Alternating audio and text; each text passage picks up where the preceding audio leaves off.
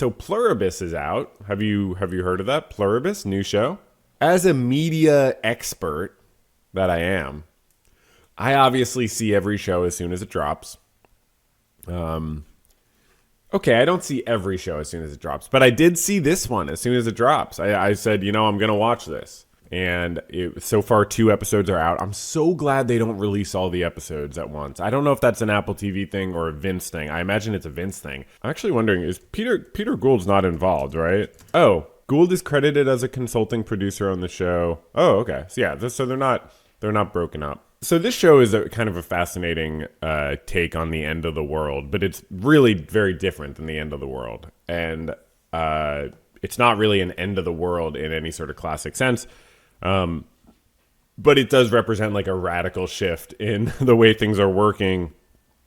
Already in the opening shots, it was clear that it was a Vince Gilligan show. I don't think the cinematographer is the same, but obviously the director and the creator of the show has a lot of input on how the shots work. I don't know how that, is exactly, but just the opening shots, everything about it immediately was like, wow, this is a Vince show. Now, it does take place in Albuquerque also, which I love. That is amazing, and it makes you wonder, like why that was done. That's really fascinating. Another cool thing is they have a podcast for it. I haven't listened to it yet, but I love, because I know they did a Better Call Saul podcast and maybe a Breaking Bad one. I know they did for every episode of Better Call Saul. And I love for this Pluribus show, they're advertising the podcast in the opening credits. They're like, check out the podcast when you're done. And I'm like, respect, man. Yeah, marketing guru sees marketing guru. You know what I mean? Game recognized game, Vince. No, it really, really amazing, extremely captivating, scary, honestly, but also with a lot of levity and lightness to it, mixed in. Very, like, while being surreal, very, like, realistic. Obviously, the acting is incredible. Rhea Seahorn is incredible. The other actors are fantastic. There's all these, like, unknown actors. I love, that I don't recognize, like, anyone else in the show, I think. Maybe there's someone else. I really don't think I, like, recognize anyone. I could be forgetting. But, yeah, it's really just this, like, new world. I'm extremely excited to watch the rest of it. It's nice to be. I think I'm going to rewatch the first 2 episodes probably tonight or something. Get ready for the next one. But yeah, I'm so glad they didn't release all the episodes at once. I mean, I was watching episode 1 at like 11 p.m. the other night or something, and it's like, okay, so now it's over. It's like 12. Episode 2, I'm like, okay, I got to watch episode 2. Like, so, okay, now it's like 1 a.m. And I was like, if they have all the episodes, it's going to be so hard to stop watching right now. And like, yeah, people should practice discipline, but like also it's nice to not have the option to binge watch. It's very nice to not have that option, and it's the way things should be. This is how, the way things should be. So anyways, I haven't really said much about what the show is, because I don't feel the need. I probably will one day make a video. I was tempted to like even like try to scrap together a video, but I'm going to obviously wait until the season's done.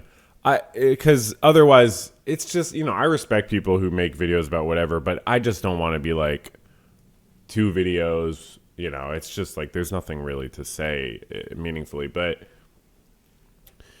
it's, so just theme-wise, it's about what it means to be human. And it's sort of asking the question of, which is more important, humanity or like functionality? Is it more important to be a human or to be able to do everything really well? Is kind of one interesting theme that's coming up, which is a very important and interesting question that I've actually kind of explored in a fiction writing thing that I've been working on for many years.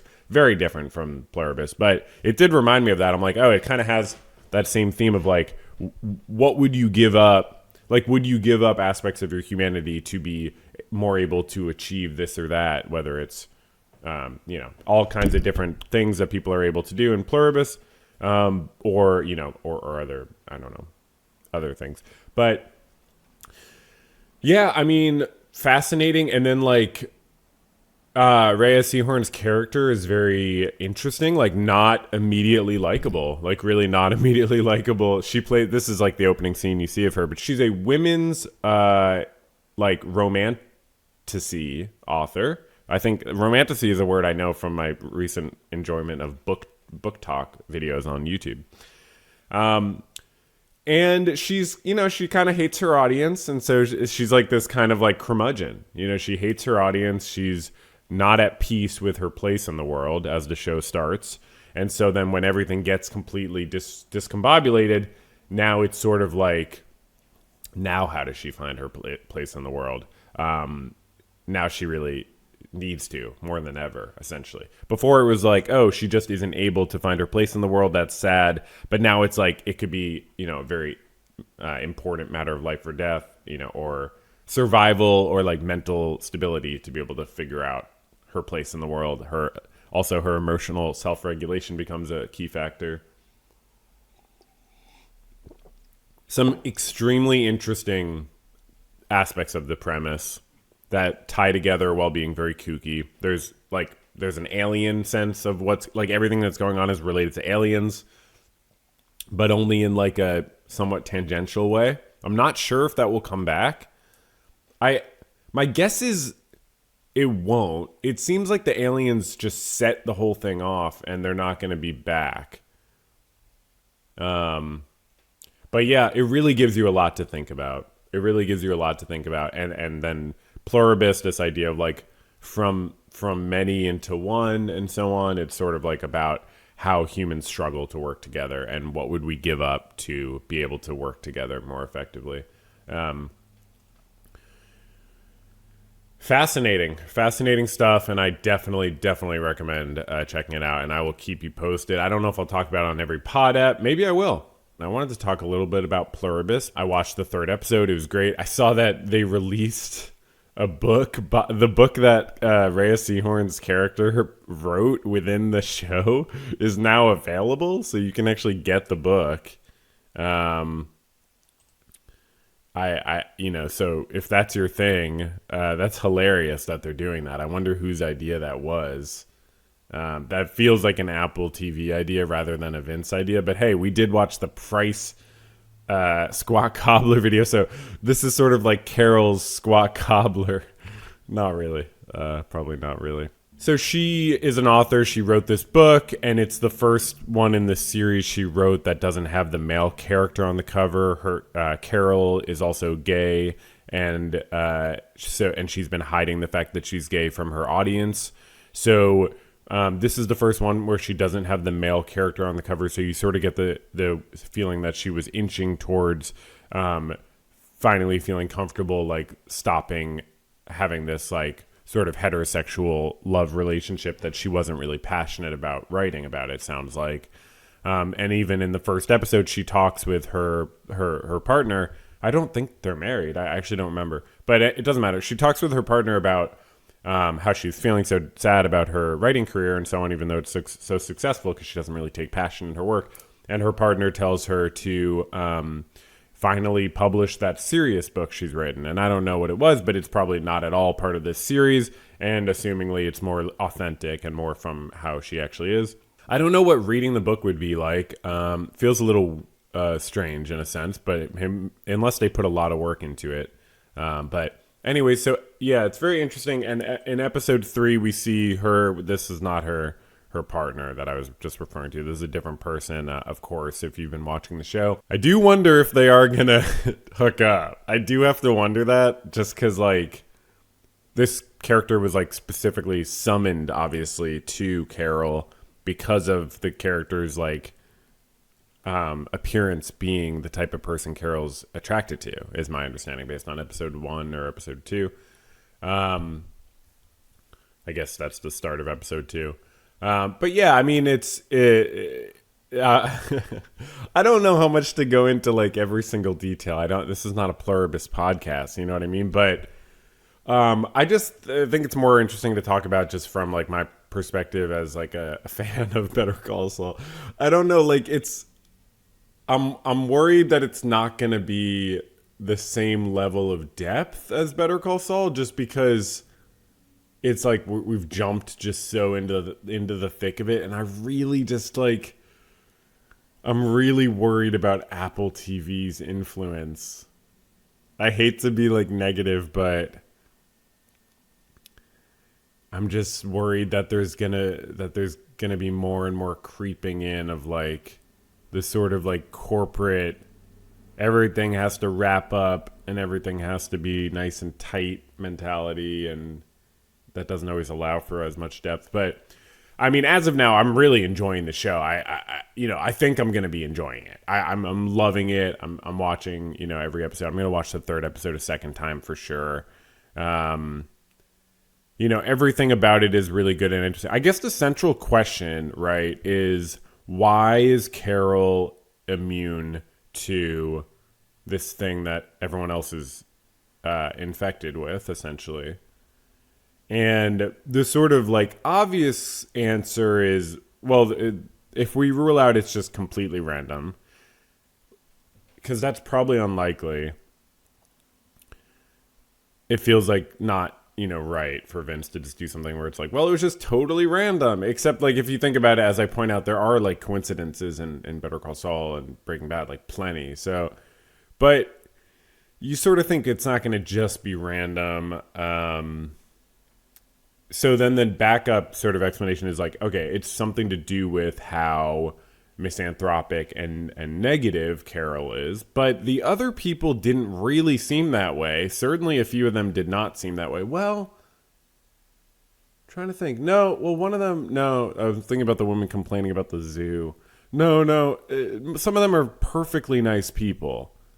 Clearly one of the guys, so in this third episode, she tries to get in touch with, I'm sure we're going to see him come into play, one of the other regular humans who's super not interested in talking to people. He's in like Paraguay or something, and he was also the last one that they found, so he has a significance. She's obviously going to meet with him soon enough and probably work together. She has like basic Spanish, apparently. I'm not sure how that's going to work.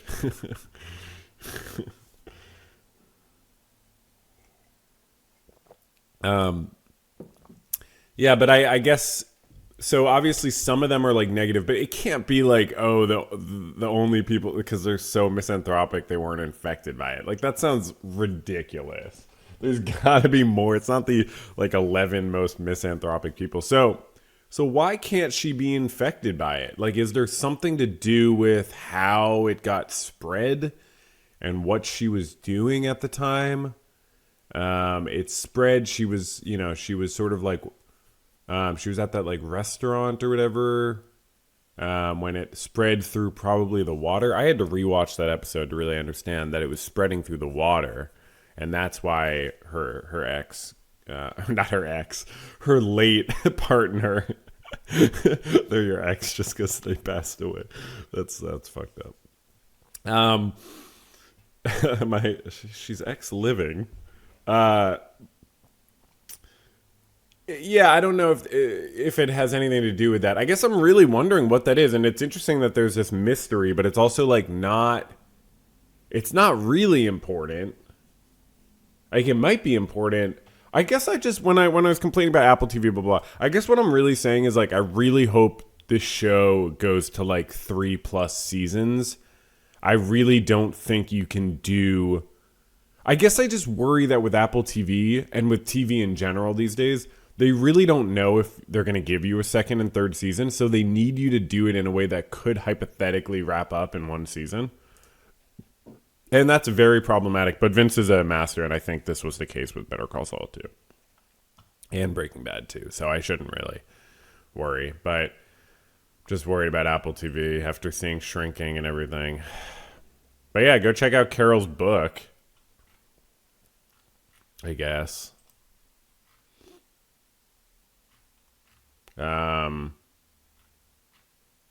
Apple did a similar stunt with Severance. Okay, so I'm going to go ahead and say it's Apple. Vince said, I wanted to prove myself I wasn't a one-trick pony. Okay, two-trick pony, let's be clear. It's harder than ever to get something made that's not based on a previous movie or comic book or video game. Every generation deserves its own stories instead of just the stories of their grandparents. True that, Vince. All right, well, cool. So that's Pluribus. Pluribus is going great. I'm really enjoying Pluribus. Can I pull up an image from Pluribus sort of as I'm talking about it? Normally we do that. Pluribus episode 4. So yeah, it's really been very interesting and cool, and I'm loving the show overall. Let's put this up. So in the 4th episode, we met the guy. I said obviously we're going to meet this guy. Very interesting dynamic. This is sort of interesting. Wonder if he's another. He's one of the other sort of regular, normal people that is not infected with this alien virus and so on. So, you see kind of how he's dealing with it differently than I really wanted to call her Kim for a second, but it's Carol.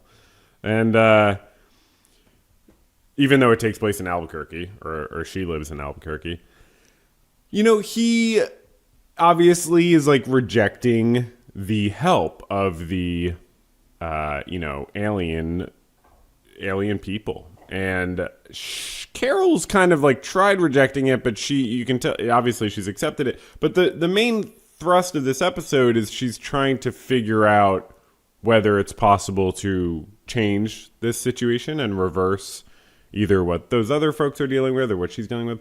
And I mean, it's interesting because at first she tries to get them to tell the truth because these alien virus people are so honest that she just asks them straight up, like, how do you get rid of your alien virus thing, essentially.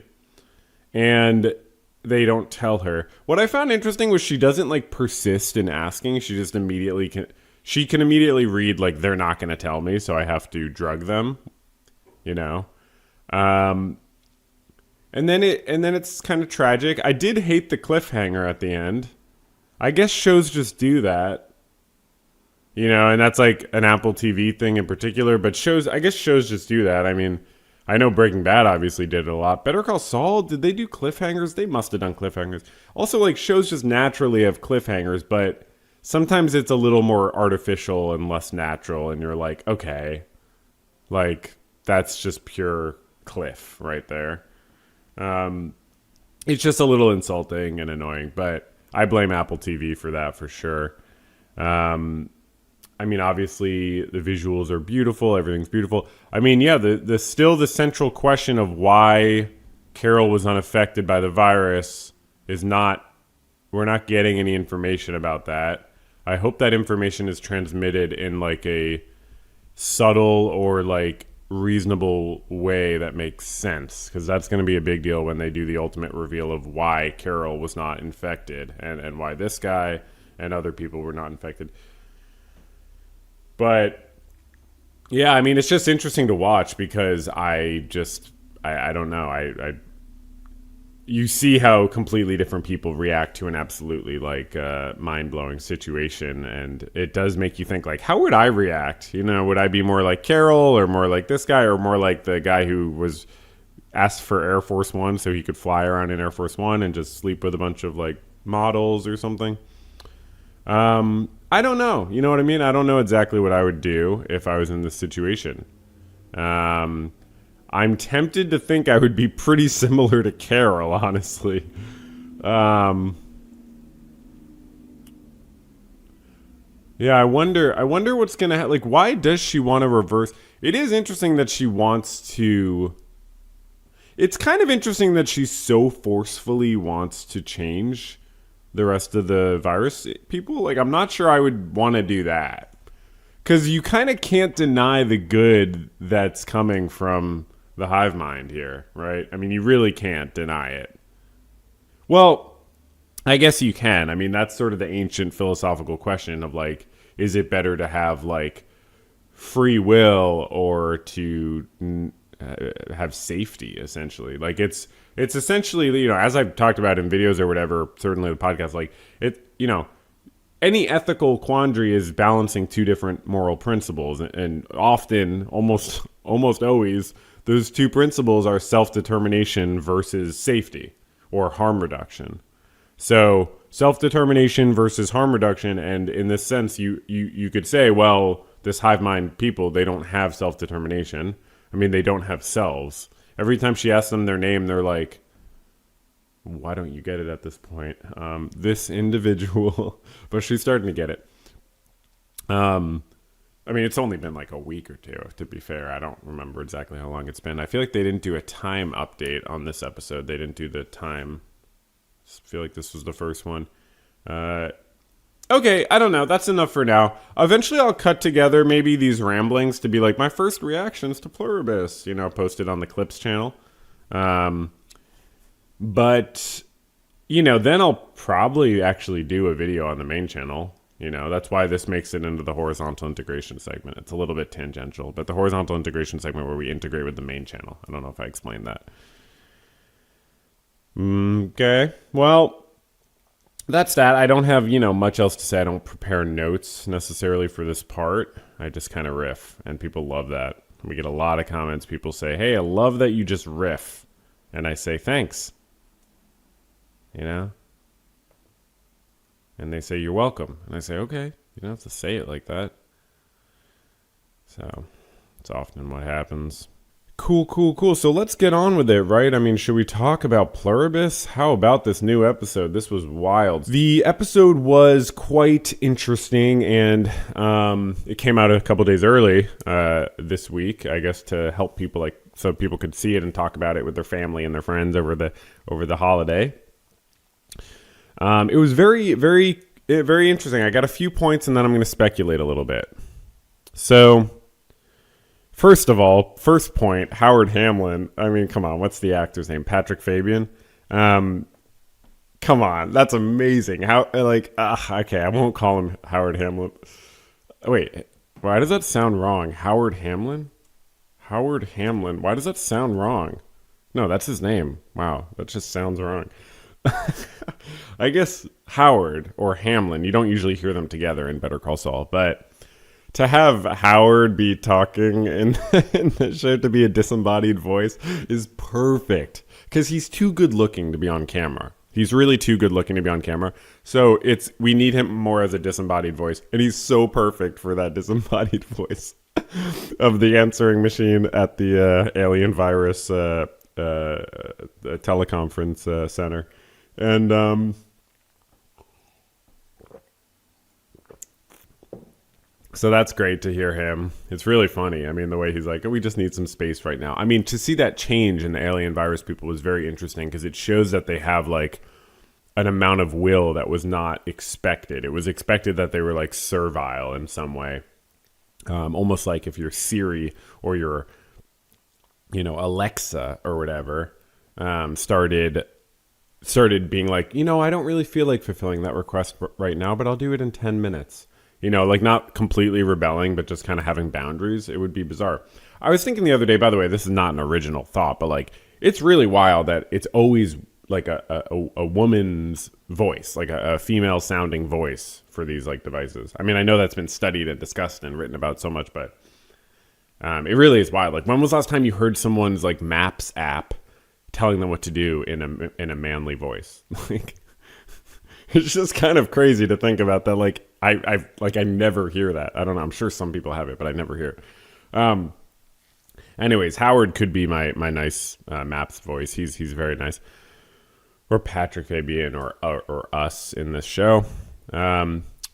So Howard's in the scene. Carol becomes a content creator. That's a great part of the episode. Carol's now a content creator. You love to see it. She's obviously putting out content to the rest of the normies.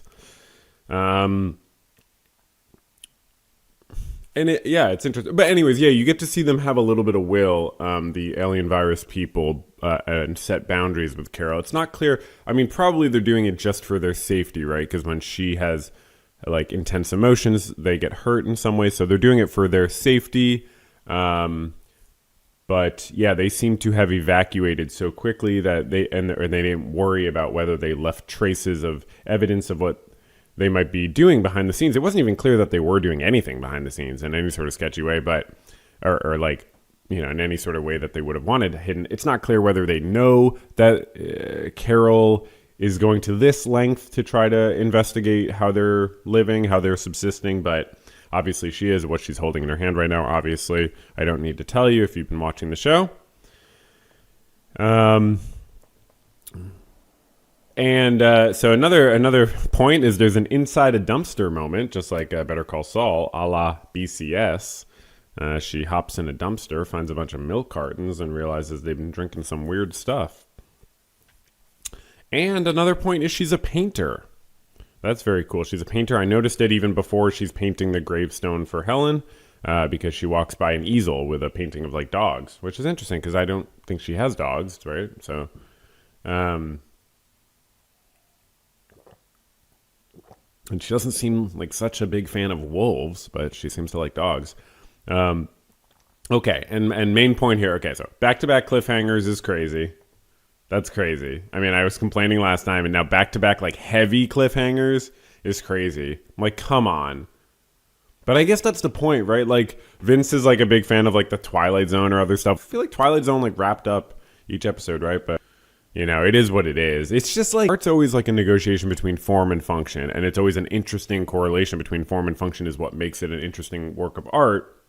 And like a spoiler is that, a spoiler, a cliffhanger is that where it's like playing with the form, because you could only have a cliffhanger in an episodic like television series. So you have like a cliffhanger. It's like it's an aspect of the form, and it has functions that I don't necessarily want. I don't like, or I understand wanting me to feel that mystery and to explore it, but in some ways it feels heavily reliant on the form. I don't really know exactly what I'm trying to say, because isn't every aspect of any artistic piece like heavily reliant on the form? I guess it just feels like it's too form based and not function based. But okay, that's really meaningless. Let me know what you think about that.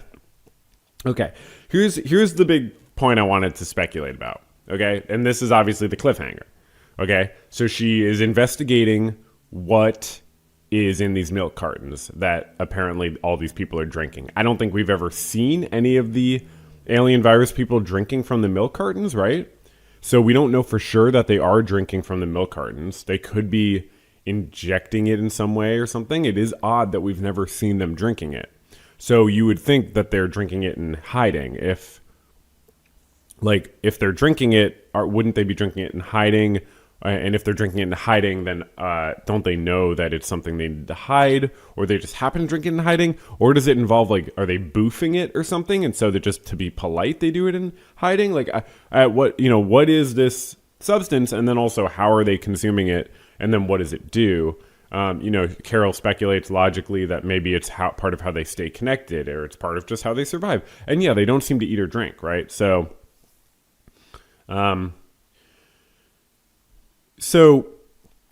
as she's investigating it, obviously she, really, I hope no one's watching this if they don't want spoilers. But, so obviously she sees, she investigates and she sees that they're mixing like this white sort of powder with, or grainy powder, not powder, but like grainy sort of white sand type of thing with water, apparently. I don't know how she knows it's water, making sort of like an amber liquid like this that's a little bit sticky. And she sees that the white grain stuff is in a sack that is the same sack used for dog food that they've been repurposing.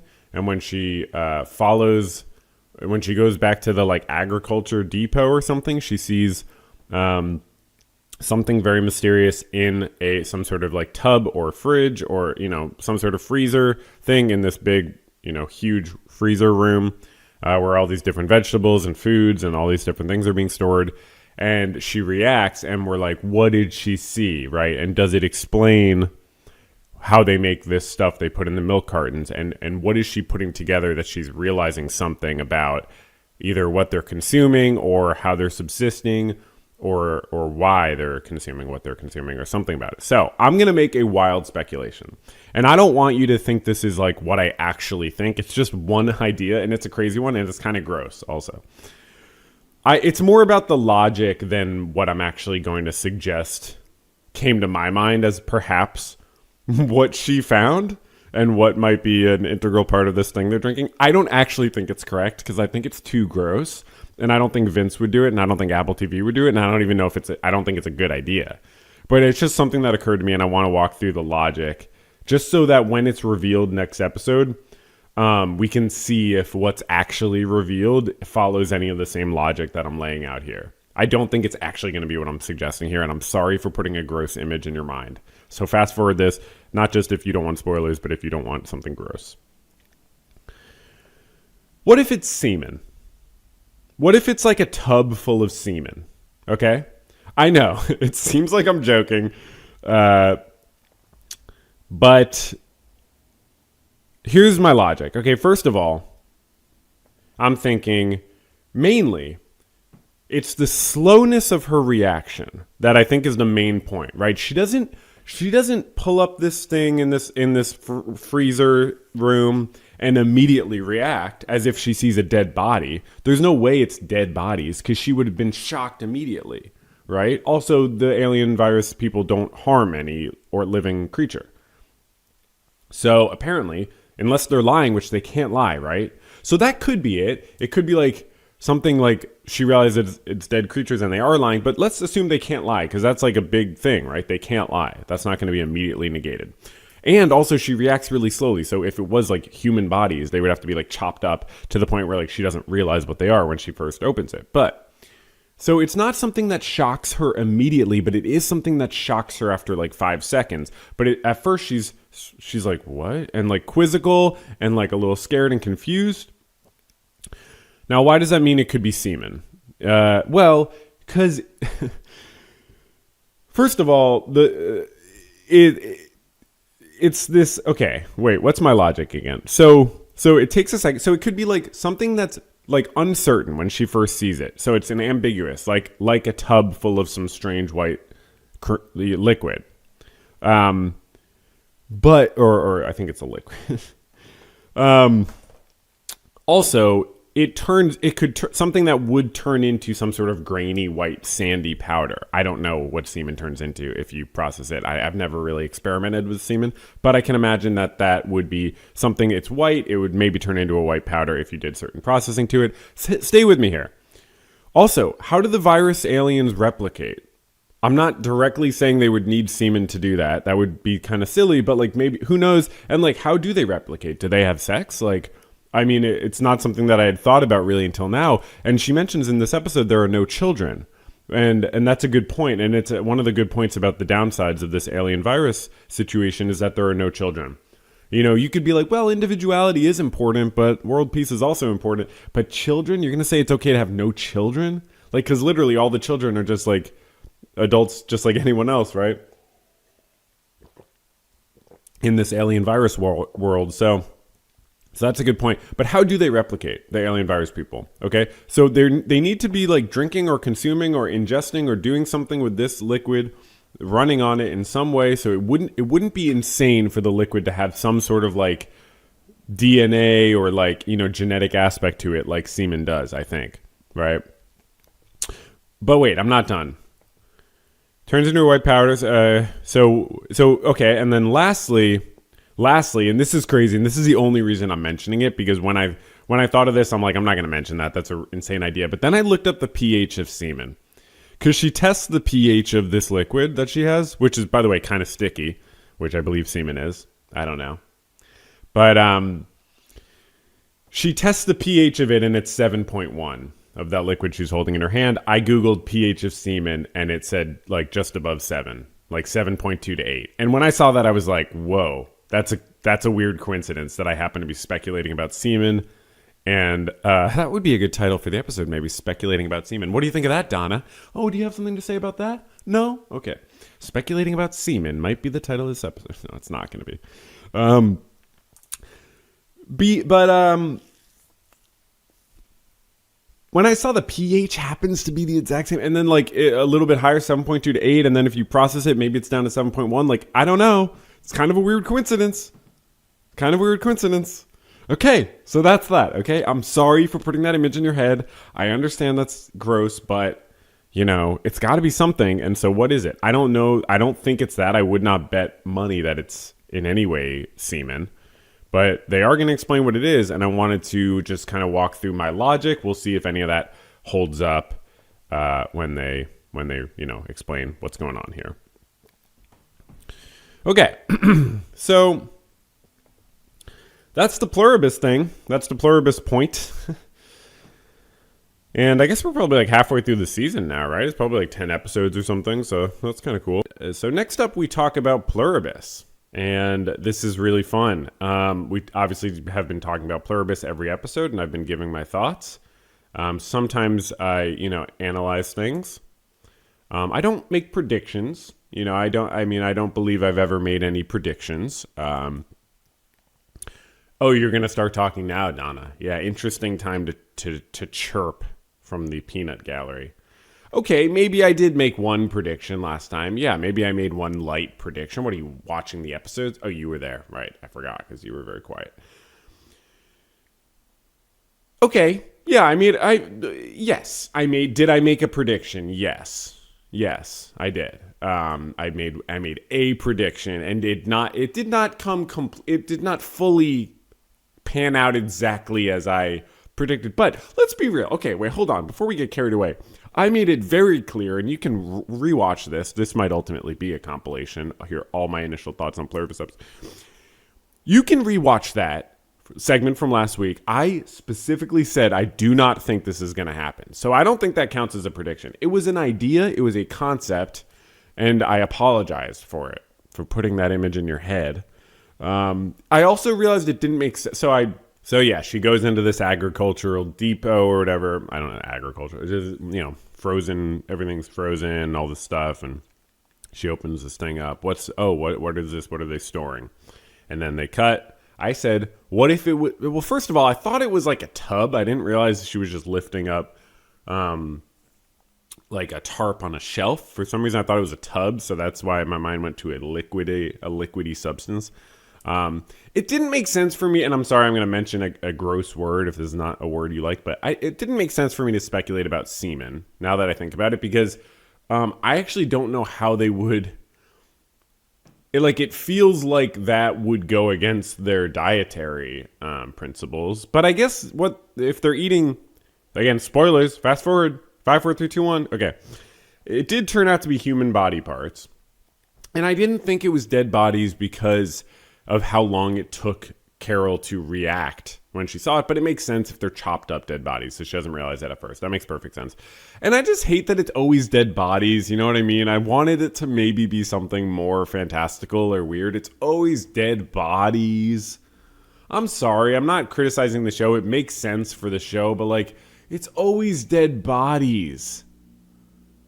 Is it never going to be something a little different? But again, it's actually not a fantastical show when you think about it. It's not a supernatural show. And there's another point I want to get to about that. But the whole thing, my understanding is these alien virus people, there's no supernatural thing going on. It's just, it's a natural thing that came from space, but it's not godly. It's not divine. It's not omniscient. They're not omniscient. They just are everywhere, and they're able to communicate telepathically. So if you can get over the idea of the telepathy does seem kind of supernatural, but if you assume there's some sort of organic reason for it, which I feel like it's safe to assume because it's a whole organic virus.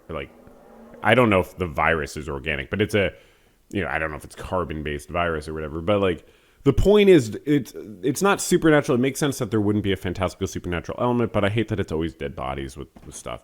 But so I was not technically correct. It does make sense that it wasn't semen, but I did say I don't think this is what it is. I would have put it at less than 5% chance. Certainly, probably 1% chance because it's gross. And Apple TV and Vince have too much class. Vince has too much class. Apple TV just doesn't. Probably. Did a poll to their, executives, and they were like, no semen, please. Thank you. Okay. But hey, maybe semen will come up later in the series. But yeah, I don't think it would make sense with their dietary preferences. It doesn't make sense for them to eat humans, but the humans have already died, right? So that's how they justify it. But Semen, you would think, I think that goes against, because they're like these ultra vegans. I don't know how else to explain it, but they don't even eat rice. They don't eat grain. Like, they don't eat anything that comes from any organic life. Like, they don't allow things to, they don't want to facilitate anything dying, even if it's rice. And I stand with Carol on this. I don't, I think they should just eat rice. Yeah, I mean, I do think it's always been an interesting thing that I've thought about, like vegans like making that sort of judgment of like, and I think being vegan is more ethical than not being vegan by a long shot. I've tried to be vegetarian and vegan. I've talked about that before. I'm not able to at this time. I just can't make it work for myself. But I do think it's ethical. I do think people should stop eating so much meat, and I think we should decrease the amount of meat because we can. And I think in general, you should try to reduce harm when you can, when it really makes no difference to your life, when you can find ways to do it. I think you should try to reduce harm. So I think it's ethical to be a vegan. And I've always kind of wondered, like, yeah, well, but why is it okay to kill like a plant but not an animal? It's just an interesting question. It's an interesting philosophical question. Because like when you start to get into, well, animals are sentient, defining sentience is not necessarily the most simple thing, and I think it does come down to sometimes fairly arbitrary standards when you start to look at how like trees and plants can, to a certain extent, sense, react to their environment, even communicate with each other. Not even to a certain extent, it's like to a significant extent, even communicate with one another. It's like, what are we talking about exactly with sentience? So again, I'm not trying to be like better than vegans. Like, I do think being vegan is way more ethical than not being vegan. And vegetarian is way more ethical than not being vegetarian. But it's an interesting point, and it makes sense that these alien virus people would not be vegans or vegetarians. They need to be something much more extreme, because they're like an alien virus race of people. I don't know if race is the right word. Okay. So, yeah, so what was I saying? So, yeah, I don't know if they'd be eating semen, I guess. So like these ultra vegan alien virus people would I'm sorry that we're talking so much about semen again.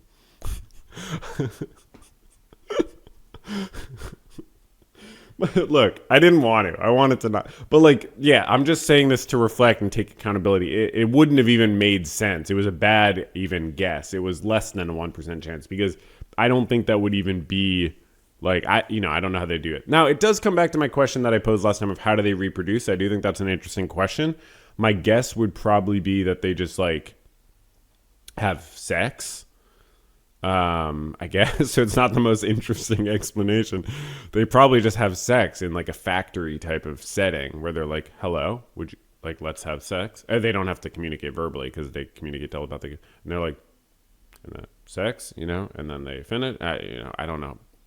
I imagine it's not pleasurable, right? I imagine it's like very matter of fact. I feel like that would fit with but so they really like pleasing Carol and these individuals, but do they care about their own pleasure? Do they do things for each other's pleasure, or maybe just to like reduce harm? They obviously take care of each other, but do they do things for each other's pleasure? I would imagine that they don't have sex for pleasure, but that they do have sex. I mean, is there a chance they don't have sex? Like, I don't know, because they're apparently starving themselves to death. Or wait, no. What is it?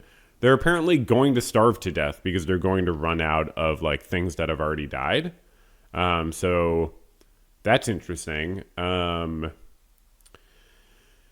And it kind of like, there's this deeper thing about like people just doing what's natural to them that I'm sure will keep coming up in the show. It reminded me of what I talked about in my Better Call Saul video about Gus telling the story about the Quati taking the fruit from his tree, and then him like hunting the Quati and torturing it.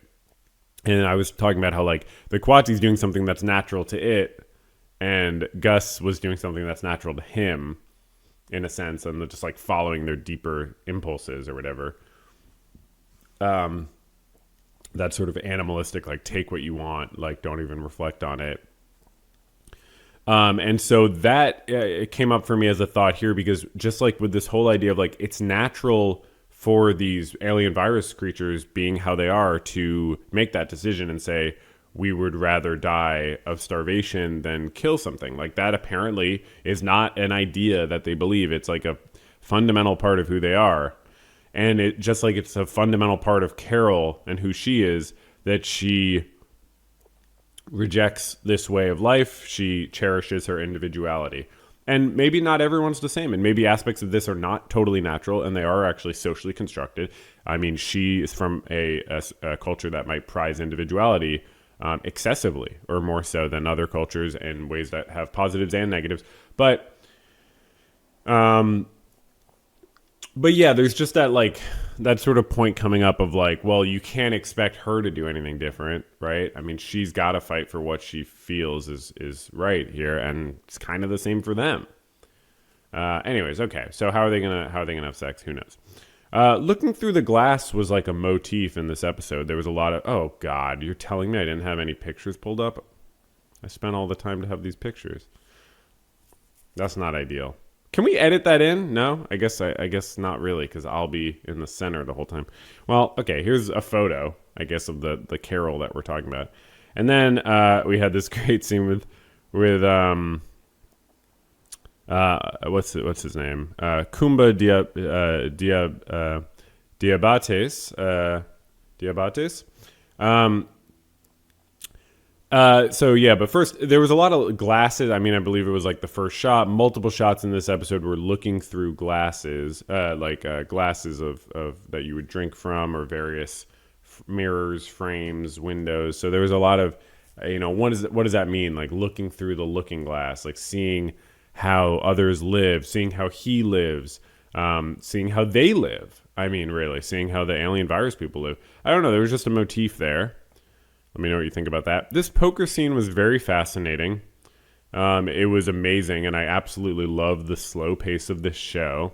It's classic Vince. Extremely slow, long shots, long scenes, slow pacing. If you probably picked this up if you're watching, but in this scene, he's playing poker obviously against all alien virus people, so they're all communicating telepathically. And so I was watching it, and you see the critical moment. He's facing off. He's going head to head with this guy, on this huge pot.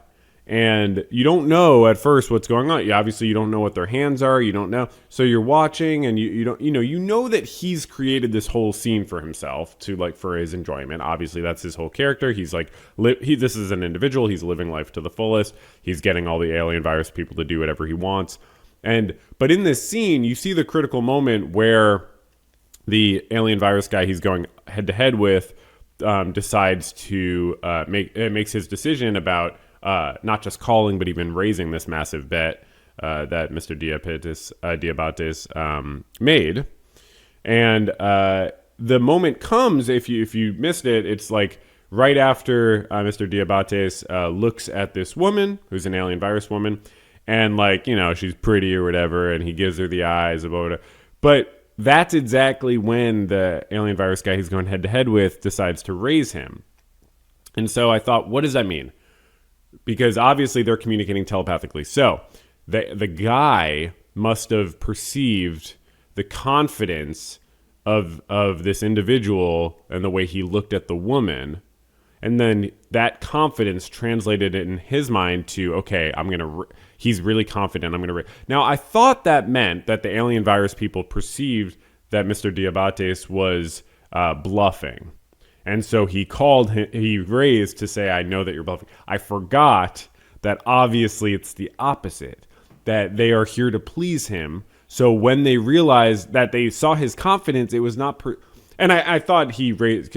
Anyways, yeah, they perceived his confidence, and they knew, oh no, that actually means he does have a good hand. So I'm going to raise him so that I lose, and so that he wins. And that obviously plays out, and then Mr. Diabates gets a little annoyed at the guy for breaking character and being happy for him when he wins, which is very interesting. But even it was interesting to think all this through as it's going on in this slow paced scene. Wait, why?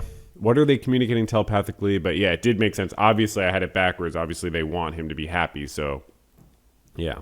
This is a lot of talk about Pluribus. I don't know when Carol is at this guy, Mr. Diabates' mansion, or on the penthouse suite of the Westgate Hotel in Las Vegas. I don't know how, when she goes to the phone to call the alien virus people, that they pick up and know that it's her rather than him calling. The only way that can be explained, again, there's no supernatural. They're not literally omniscient.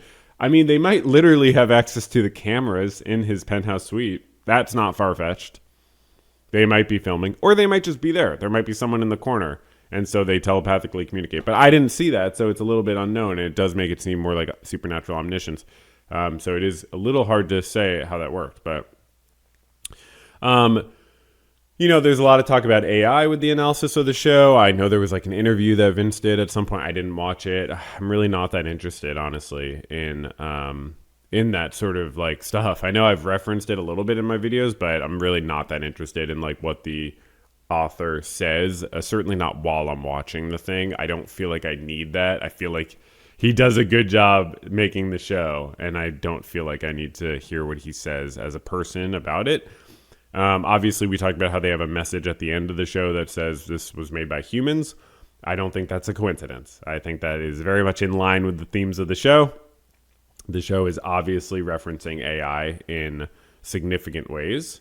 It's not just referencing AI, it's referencing other forms of groupthink or brainwashing in various ways, and that's not all it's doing, but you could interpret it in many different ways. But yeah, certainly it's about AI with this sort of like manufactured uniform, like monopoly on information, where you have access to a greater amount of information, but it's formulated and controlled in a particular way. So I don't really know what else to say about that at this point, but it's obviously related. And then, lastly, we saw a lot more of this fella in Paraguay, Manusos. And it's very exciting. He's finally left. I didn't even realize, it was his workplace. He had not been home in like 9 days or something. But he was at his workplace at the storage facility. And he did hear an interesting thing on the radio, so I wonder what that'll turn out to be. Because I was wondering at first, are the aliens going to come back, or was it just setting off the whole plot? But the fact that Manusos was hearing something strange on the radio, and that must have been like a ham radio, right? That must have been like a radio that's like not being interfered by the alien virus people somehow. I'm not sure how, but I imagine. But what was he hearing, right? It makes me think that he was hearing that like maybe the aliens are still in the atmosphere, or that they're coming back. What was he hearing? Could it just have been something on some terrestrial thing? Who knows? But good news is both Manusos and Carol have mommy issues, so that should be fun. Obviously, the last line of the episode was Manusos saying, "Don't call me hijo." He says this in Spanish. "Don't call me son. You're not my mother." And then he says, "My mother's a bitch," which is very interesting. Very interesting. At this point, he's learned a little bit because he watched Carol's video. And so he's going to visit her, and I don't know how he's going to fly. Does he know how to fly a plane? Because he obviously doesn't want the help of the alien virus people. But that's such a line, because he's like, okay, he realizes a little bit more about the alien virus people now. He knows they can't lie from what Carol said. He knows that they're like probably not going to like overtly try to hurt him. I think he might have gathered that. So he feels comfortable like leaving. I mean, he has his gun and everything, but he feels comfortable leaving. But yeah, he's commenting on the alien virus person being like too nice, essentially, and showing he doesn't want to interact with it. But yeah, anyways, we obviously know that Carol had issues. Her mom, was apparently homophobic and sent her to a child abuse conversion torture camp. And so, when I say they have mommy issues, I'm just being flippant. As I make very clear when I talk about people having daddy issues or mommy issues, it's not an insult. I'm not.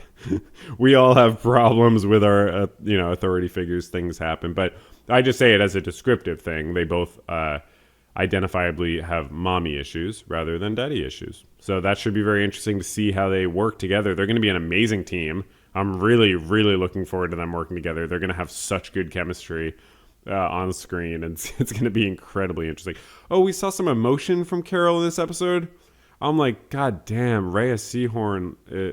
Does anyone cry like Rhea Seahorn? Like, holy shit. Like, Vince just loves to make her cry. Like, it's powerful. It was unbelievable. I mean, she's just so lonely. She's like, wow, I'm like we're literally like the 13 last people in the world, and these people still don't want to chill with me. It's like, yeah, I mean, they shouldn't be so harsh to Carol, but also like, she came on a little strong. So, okay, that was way too much probably, but I guess if you want to hear my thoughts on Pluribus, you enjoyed that, and if you didn't, you just fast forwarded it. So, no harm, no foul. Okay, so next up we talk about Pluribus. So, great episode. We saw Carol. I still do have to tell myself not to call her Kim. I'm not going to lie. I do have to remind myself almost every time, or at least the first time I say her name when I'm talking about her. Say her name. Carol. Okay, so Carol's chilling. She sort of like makes a brief attempt to try to almost enjoy the fruits of this pluribic world in this episode a little bit. And it was like an empty form of stimulation of these fireworks. We actually also see her express suicidal ideation genuinely. It's not, I don't remember whether she set up the firework to be aimed at herself, but it clearly is aimed at herself, and then she lets it almost hit herself. So she's in a place where she does not care whether she lives or dies, which is really sad. Really understandable. I mean, we all feel really bad sometimes, especially I can only imagine if you're one of like the last Homo sapiens, I guess, on the planet. That would be really concerning, especially when you're not feeling, you're grieving. Obviously, you're not feeling connected to the other Homo sapiens.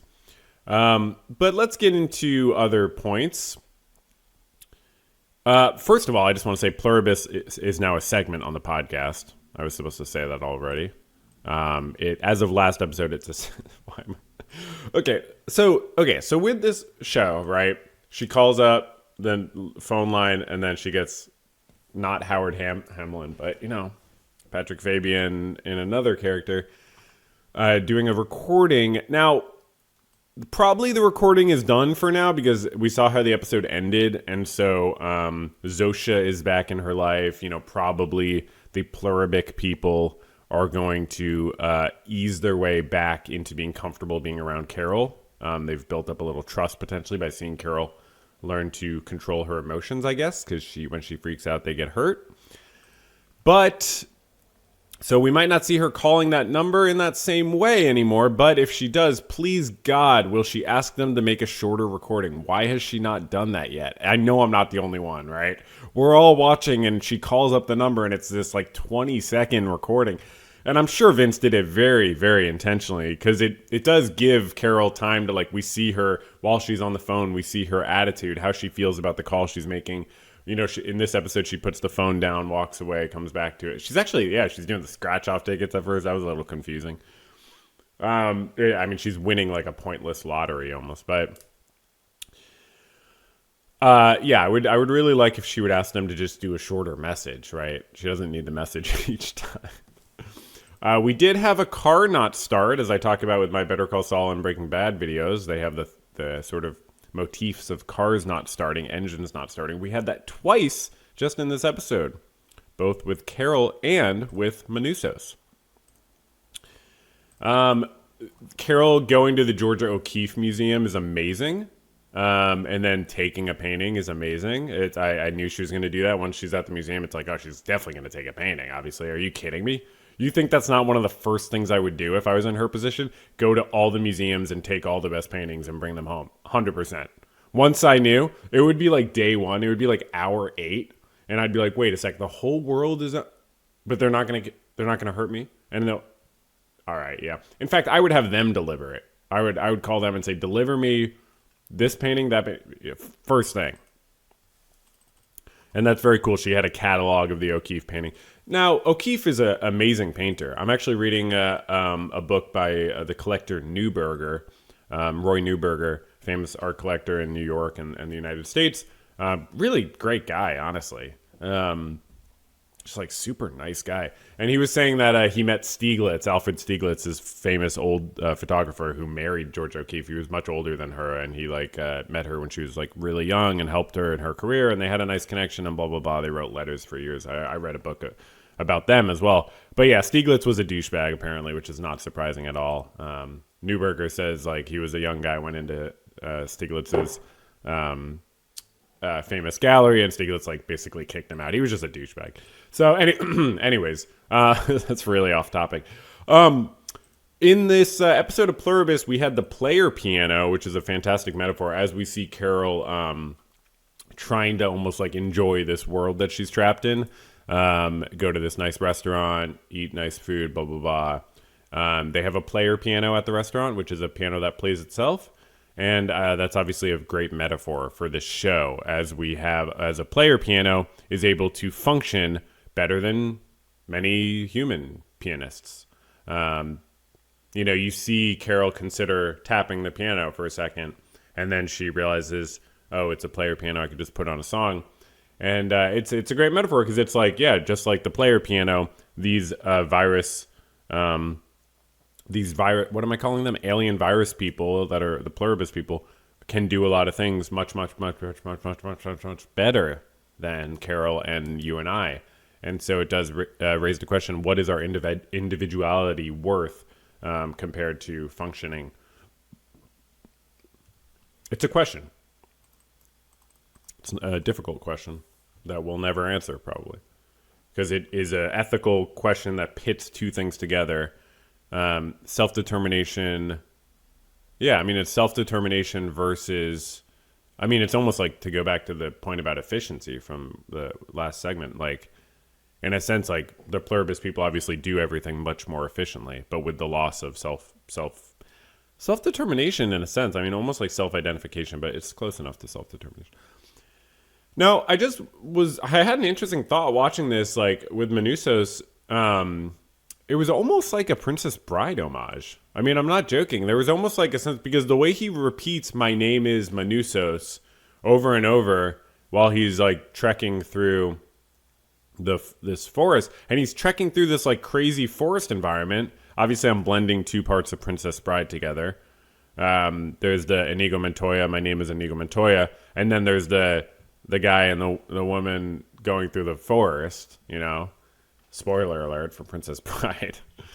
But it almost, I'd have to listen to the podcast, see if Vince mentions this and stuff, but I don't know. And I'm not super interested in doing that, but because I'm just interested in like my own reactions to this piece of art. But it did seem like a Princess Bride homage at a certain point. I was almost like, is this an homage? And then with Manousos in the forest, like this scary, crazy forest.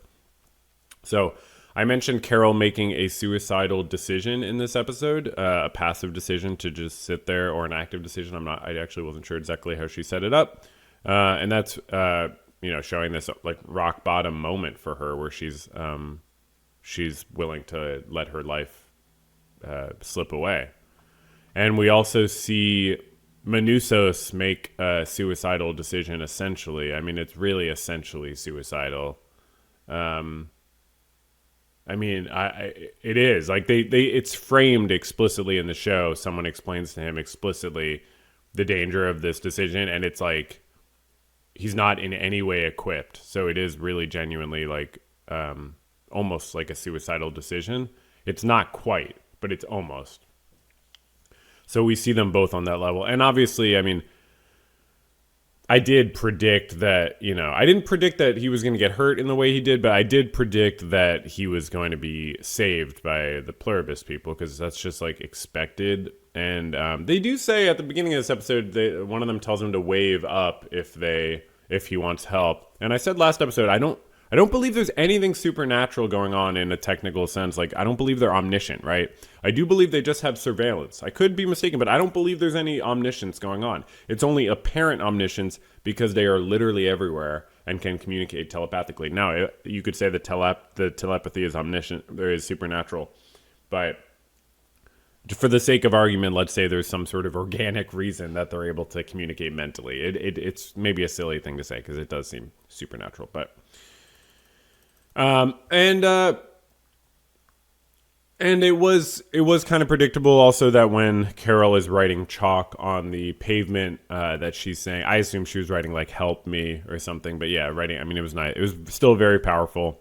I think I'm just starting to feel the Apple TV leaking through in some of those moments, where things, yeah, I don't know. But it's like, who's gonna give Vince the money to make something like this without any sort of like, hey, make it a little bit, a little bit predictable, or make it expected, and make it wrap up at the end of each episode in some way.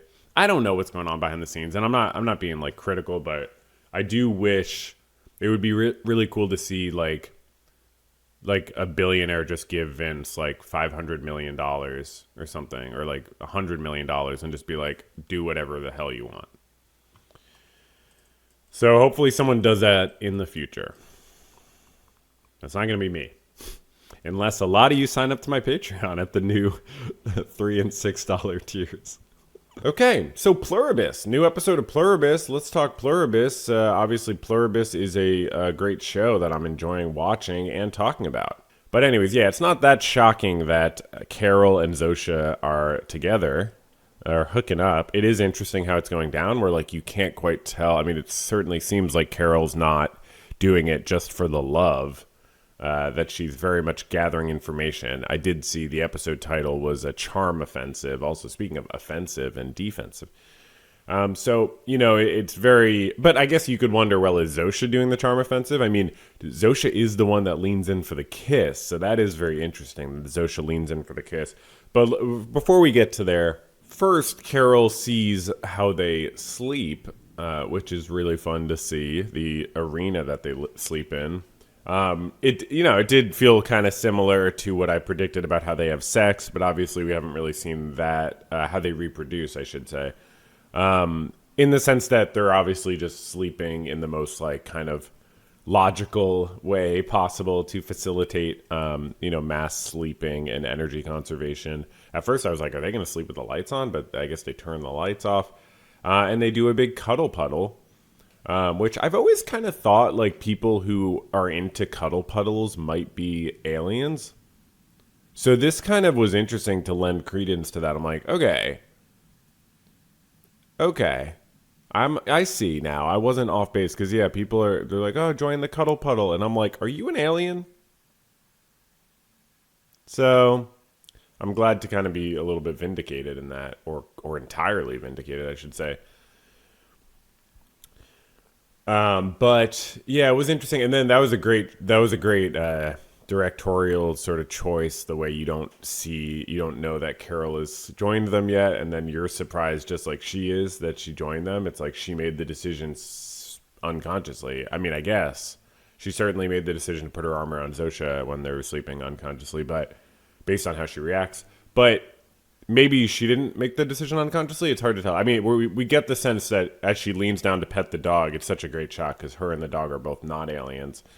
And they just kind of, she pets the dog, and then it cuts to an exterior shot, and then it cuts back in, and she's sleeping there. And so we're kind of surprised as she is, but yeah, that's what makes it seem like it's not this whole calculated thing what she's doing. It's a mixture of a calculated plot to figure out what's going on with the aliens, and then also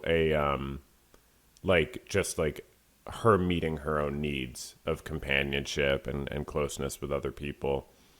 But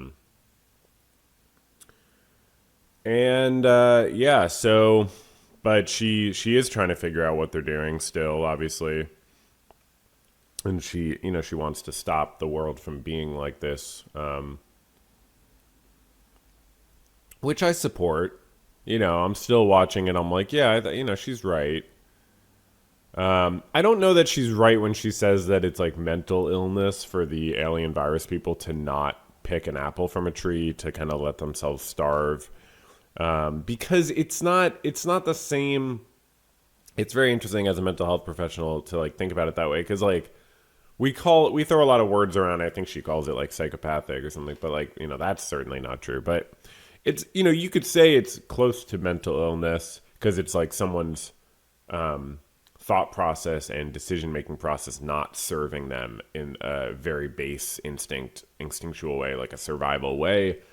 Like if your thought process is leading you to make decisions that are making it impossible for you to survive, it's like that certainly seems up the same realm as a mental health issue. But it's also like they can't help it. It seems like they really can't help it. So is it a mental health issue, or is it just that's how they're wired? And also they might still figure out a way to survive. It's not, I don't know, it's not far-fetched that they just figure out a way to survive. They're clearly very resourceful.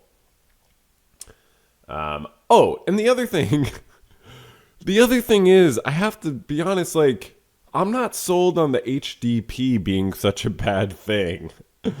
But like, I mean, that's a fairly minor point, but like, or like not a minor point, but like, Carol, the way she's hung up on them eating humans, I don't fully relate to that because I can't help being like, they didn't kill any of these people.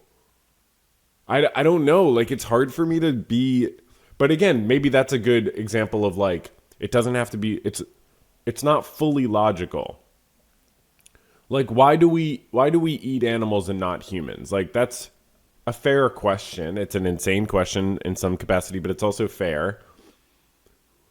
And it's just, I mean, most human societies have not, there's like often been a taboo against eating humans. And that could be for a variety of reasons, spiritual, digestion wise, like, it makes me think of like, Jewish people like myself, some Orthodox Jewish people don't eat pork. People say it's because like historically there was more likelihood that there was illness in pork, maybe it's true, shellfish, stuff like. And then that gets transmuted into a spiritual thing. Like, I get not eating people. I don't eat people. You just want to put that out there. I don't eat people. I don't eat any human-derived nutrition. But that's not hard for me to get on board with the idea that, like, the human... like, they don't kill any of these people. They die of natural causes, and they...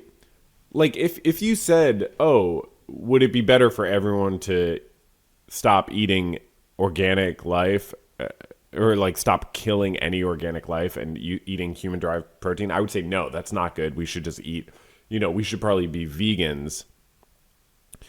But if we were like all vegans, because I don't think, I think it's a bad call to not eat like rice and apples and stuff. But if we were all vegans and then also had to have HDP, and that let us survive and not kill any sentient life by the vegan definition of sentient life, that would be probably something to think about. I mean, that would be really, I don't think you can morally just write that off and be like, no, it's more important that dead human bodies are treated well than living sentient non-human animals are treated well. Like, really?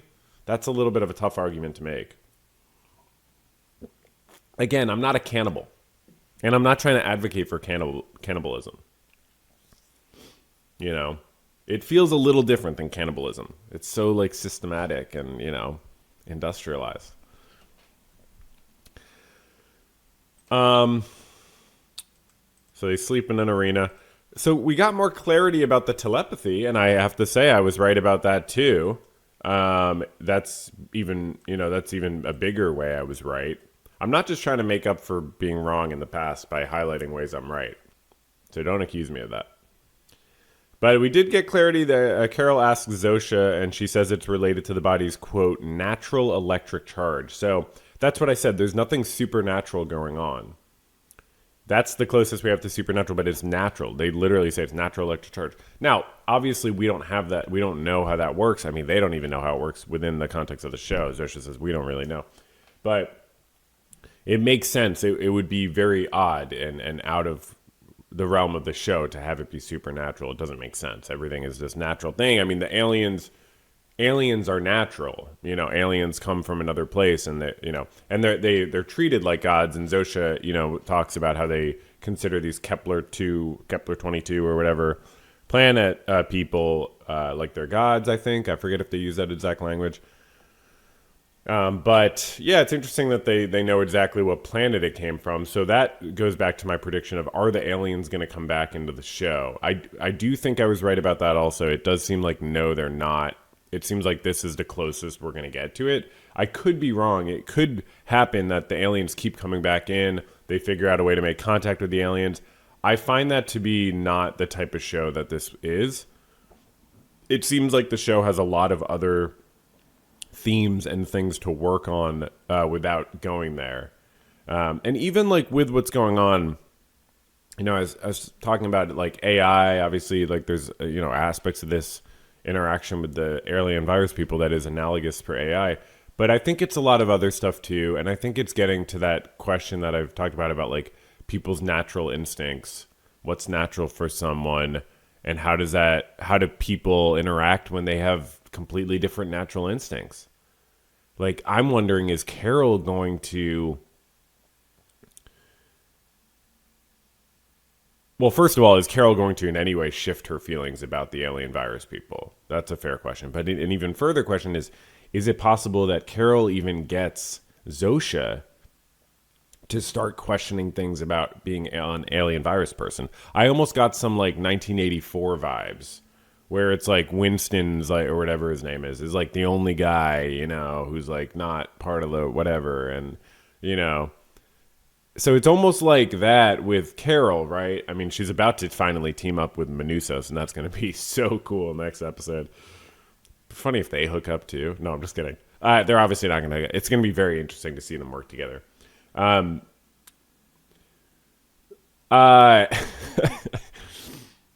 don't think Carol's bi. I don't think that's been indicated. And I don't think Manusos is sexually active. I don't think that's been indicated.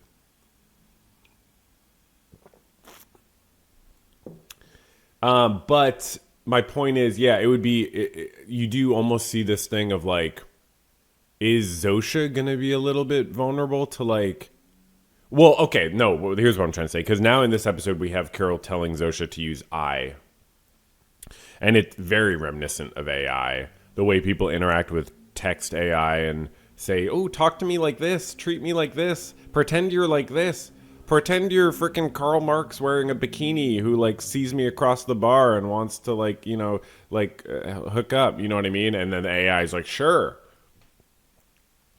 So it is reminiscent of that, where she's trying to sculpt a particular type of experience with Zosha. So, but it's interesting. Like if the only reason Carol's interacting with Zosha is to this charm offensive to try to get more information, which is clearly part of what she's trying to do, well, then why would she be insisting Zosha use I? I mean, that's clearly not related to that. I mean, maybe it's a little bit pushing to see where the boundaries are and how they communicate and how they think, but I mean, it seems like she's doing it for her own well-being and for the verisimilitude to feel like she's in reality, in a normal reality.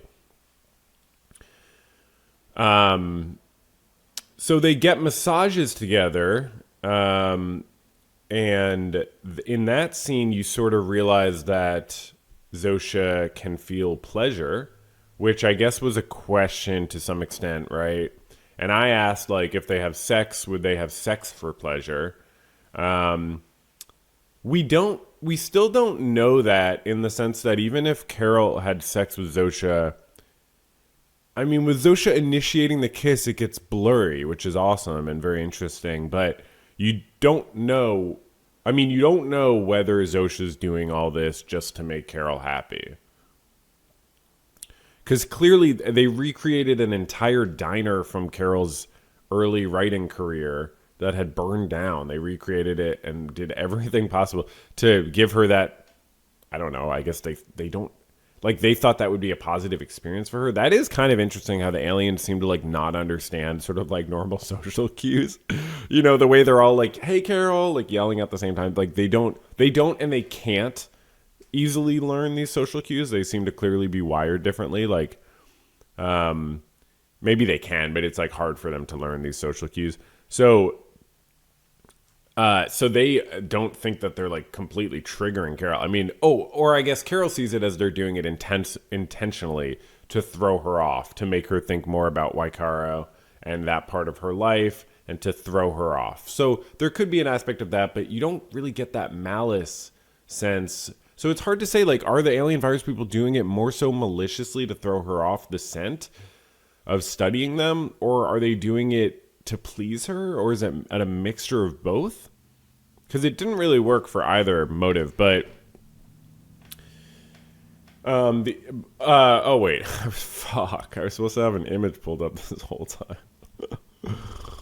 Okay, well, okay, just too lost in the sauce here. Okay, but in that massage scene, we do learn, like, Zosha can experience pleasure, but we don't know whether she would do something for her own pleasure. Like, whether these alien virus people seek their own pleasure. That's not clear. She's going and getting the massage. She's doing things with Carol.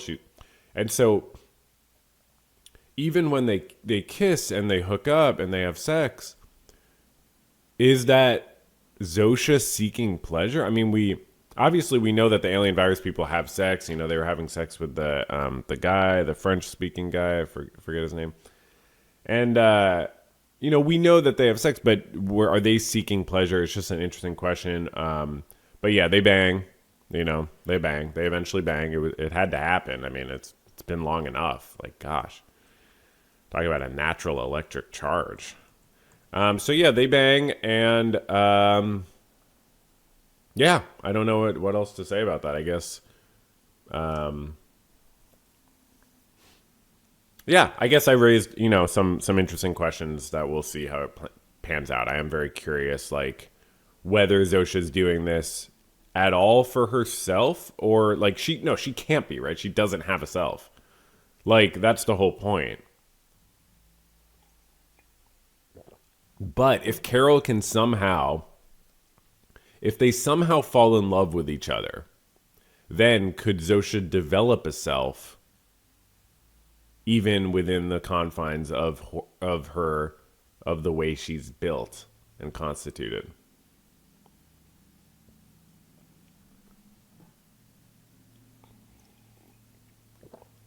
What if a few episodes down the line, or a bunch of episodes down the line, Carol decides she's down with being an alien virus person, but Zosha decides she doesn't want to be anymore? I don't know. Just trying to make a lot of predictions so some of them come true, and then I can be like, see? That's why I have a media YouTube channel that sometimes talks about media. All right. So, great stuff. Pluribic. Wonder how many episodes are in the first season. How many episodes Pluribus first season? Probably, no way, 9? There's only one more? Holy shit, there's only one more. Wow. Wow, I'm really glad I looked that up. Whoa, next week I get to do the finale of the first season. And then I'll probably put this out as a compilation on the main channel. Wow.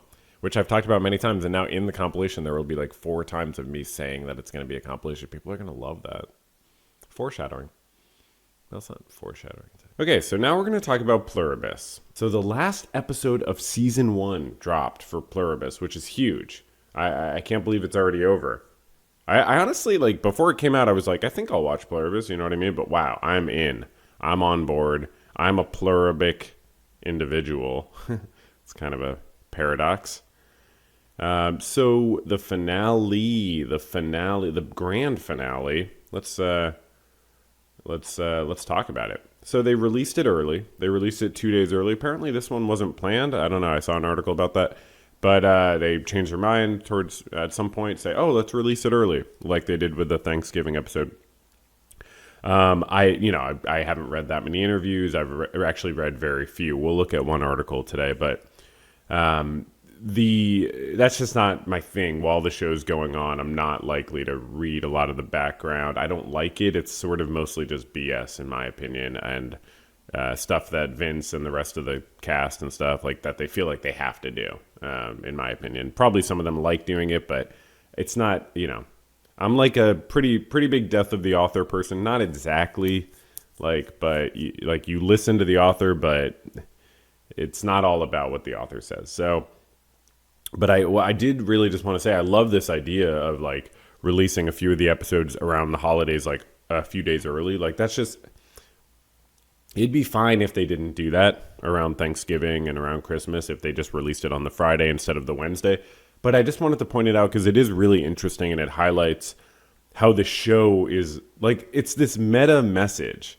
So art, there's always art within context. There's never no context. You know what I mean? There's always context to art. There's always like a way that it's situated in our world. And that says a lot about the art. So like the fact that they want these 2 episodes within a 9-episode season, it's a fairly significant chunk of the season, to be released on a different day earlier specifically as like a nice gift to the audience, but specifically to bring people together because they're saying, okay, bring people together or, involve more community and socializing in the enjoyment of the show.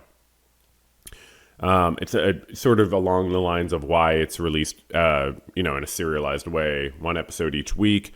It's so that you can talk about it more and it cultivates more of a social experience. It's probably good marketing, and maybe it's all marketing. But I can't help feeling like with the holidays thing that there's something very, there's like a message there of like, we want you to talk with your friends and family about the show.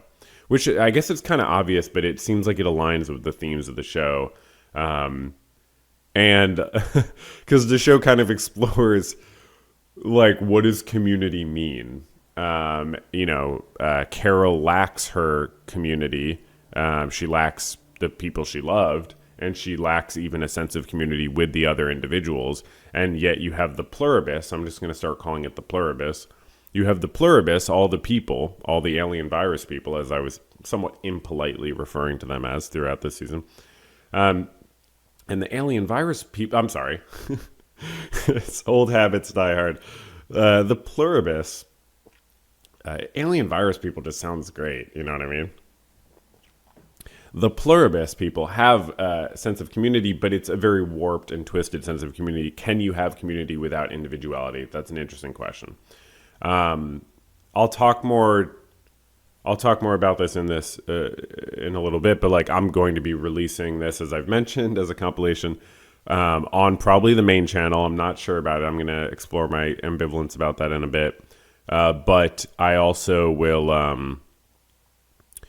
I will also do a real video where I talk about it in a scripted way. So, but anyways, yeah, that's a key thing that like they're building community in a way, and they want community to be a part of the show. They want you to be able to talk about it. Again, maybe it is just marketing and, I'm overthinking it, but I can't help thinking like it feels kind of right for a show that's about like how we connect with one another and like how we could connect even more efficiently, but there would be drawbacks in terms of our senses of self.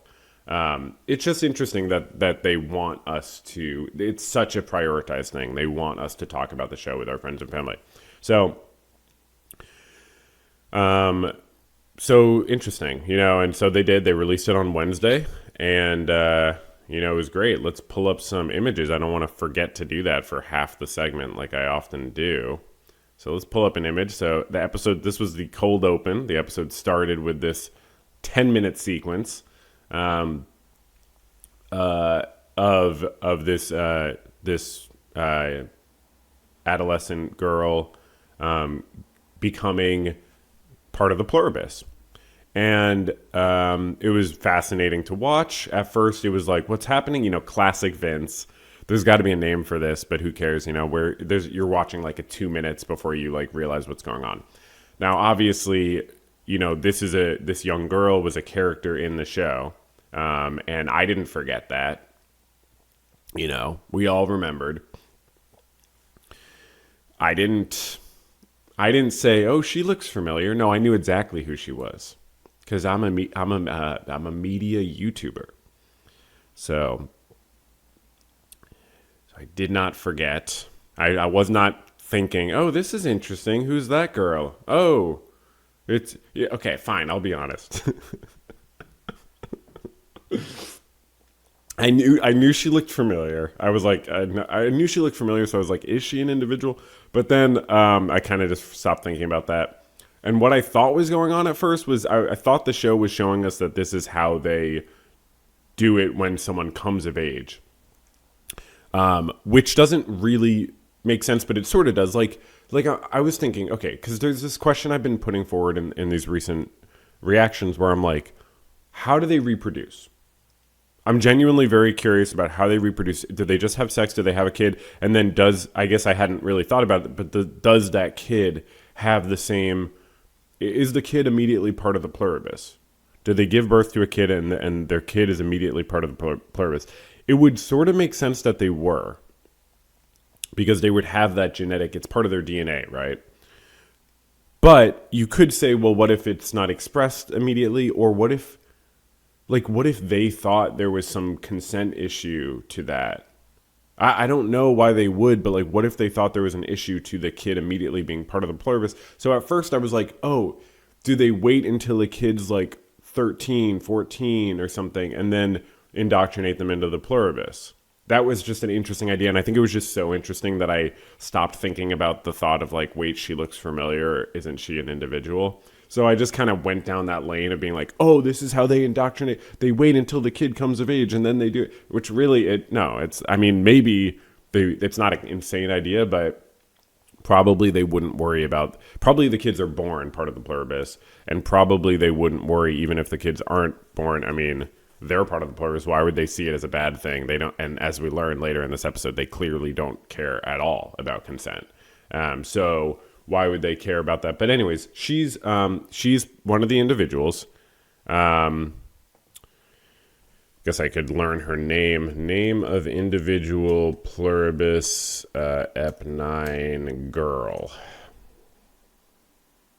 Kusamayu. Okay, Kusamayu. Yes, and she.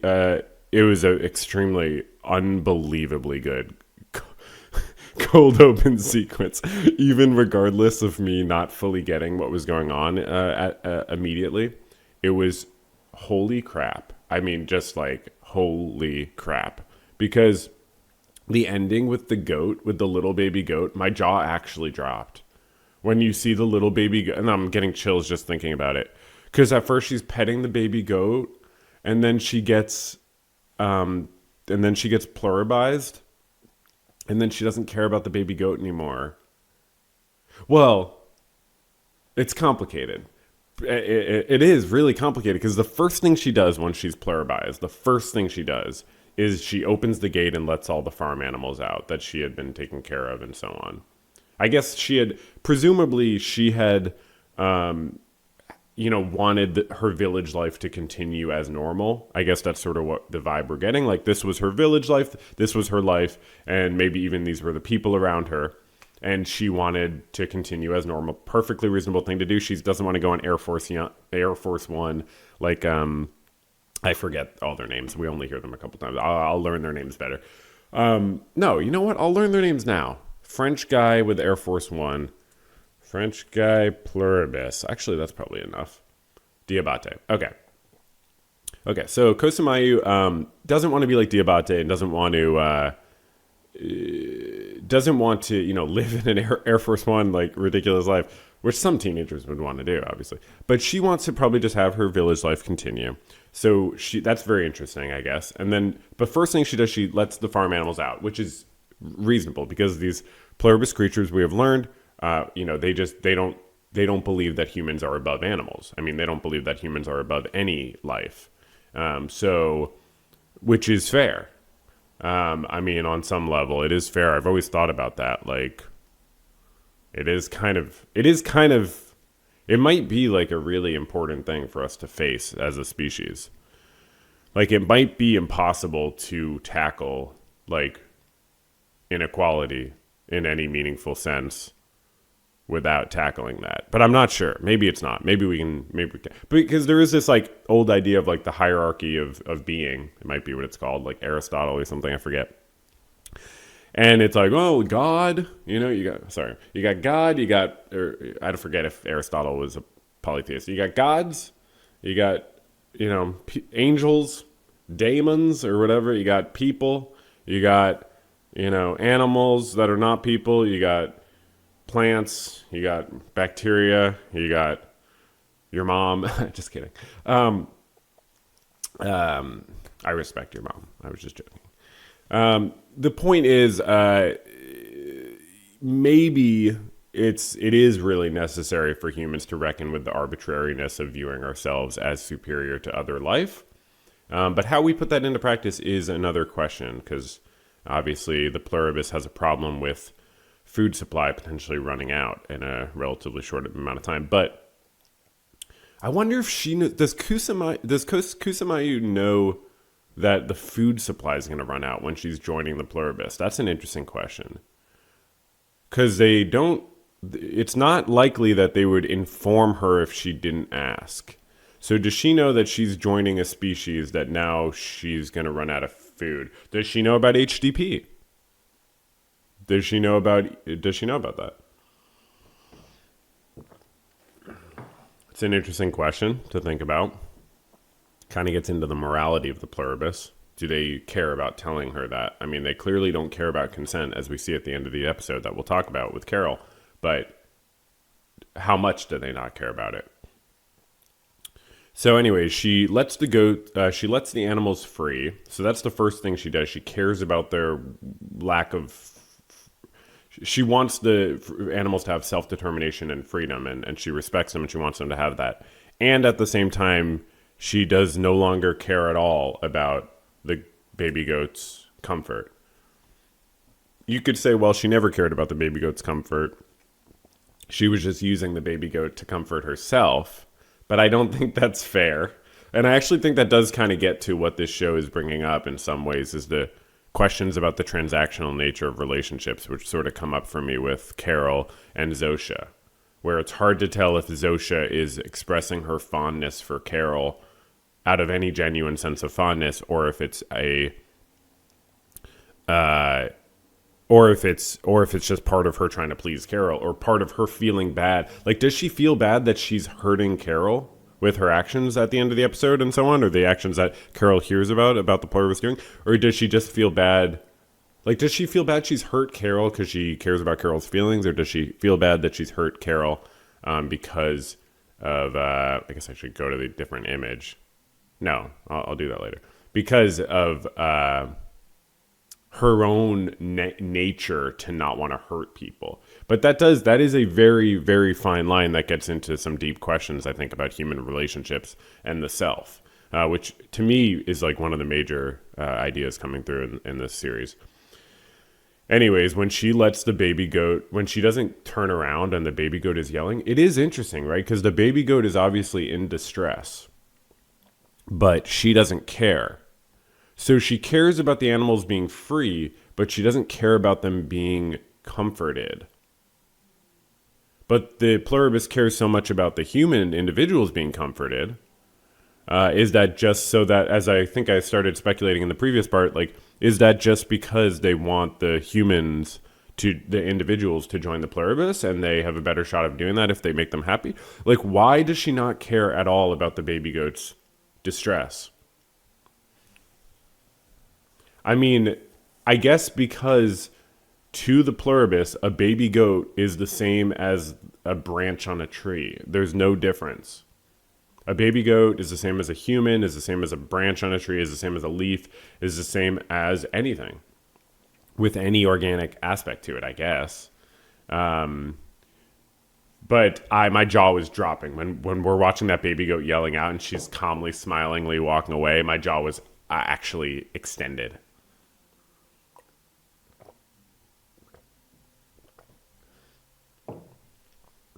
So, amazing opening sequence.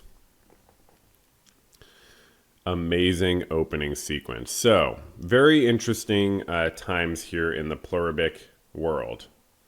Then we finally see the dynamic duo link up, and boy, is it frustrating. Boy, is it frustrating. Jesus Christ, you know what I'm saying? Like, holy shit, two very difficult people. It's amazing. It's amazing. It was frustrating too, though. They argue about whether the Pluribus people are human, and they argue about whether the Pluribus people are evil. It's very interesting, and obviously Carol's very on the fence at this point, and she's really starting to drift into like, maybe I could just have a comfortable relationship with Zosha. Maybe I don't really need to save the whole world. It's such a enormous task. Is it even worth doing? She's starting to have real questions. You know, at this point, she's had sex with Zosha, and she's like, probably that's. I mean, she probably just feels like, wow, I actually finally have human connection for the first time in what, many weeks. So that's interesting. Or what was I going to say?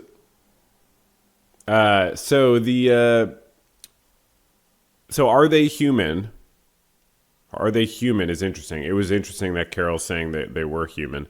I've been sort of thinking about them as not human, but that is sort of the question. And it is a little bit hard to say. I mean, does one genetic difference, I mean, how much of a genetic difference is it? And does that qualify them as not being human is not clear to me at all. It's very tempting to call them people as I do. I think it's just wrong to not think of them as people.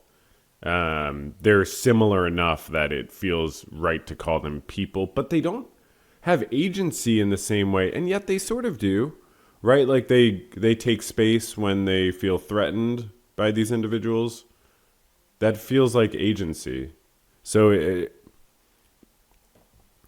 But this is going to be the grand finale of me talking about this for so long. But yeah, are they people? Are they people is a question. That's very questionable. I'd be like 50-50. You know, are they part of the human species, or are they a different human species? Well, no. Are they people? I'd say 75% yes, or 90% yes. Are they humans? That I'd say 50-50. They're quite different. They are quite different. And it does feel fair to say that they may be considered a different species. I don't know. We'll have to ask a biologist. I'll be interviewing one later on this episode. Just kidding. I will not be doing that.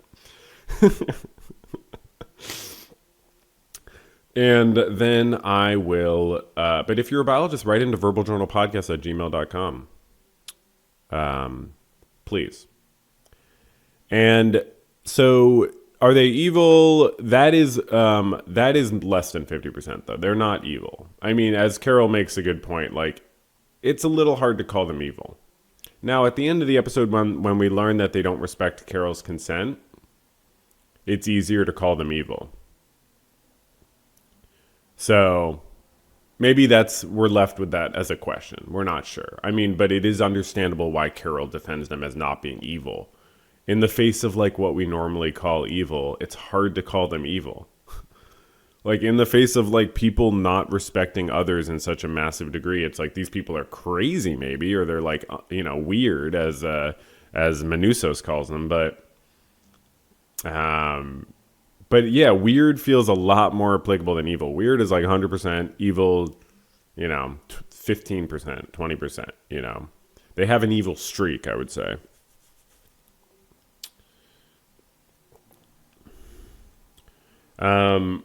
I was definitely, as I said, it was frustrating aspects of this connection with Manousos. In the first half of this episode, I was a bit puzzled and frustrated by Carol's actions, specifically the way that she rushes away from her meeting with Manousos several times. Like, I get that she wasn't the one that made the trip from Paraguay, but like, she tried to contact this guy multiple times. She has no connection with the other individuals. He's made the whole trip. I get that, like, I get it. I mean, I get it.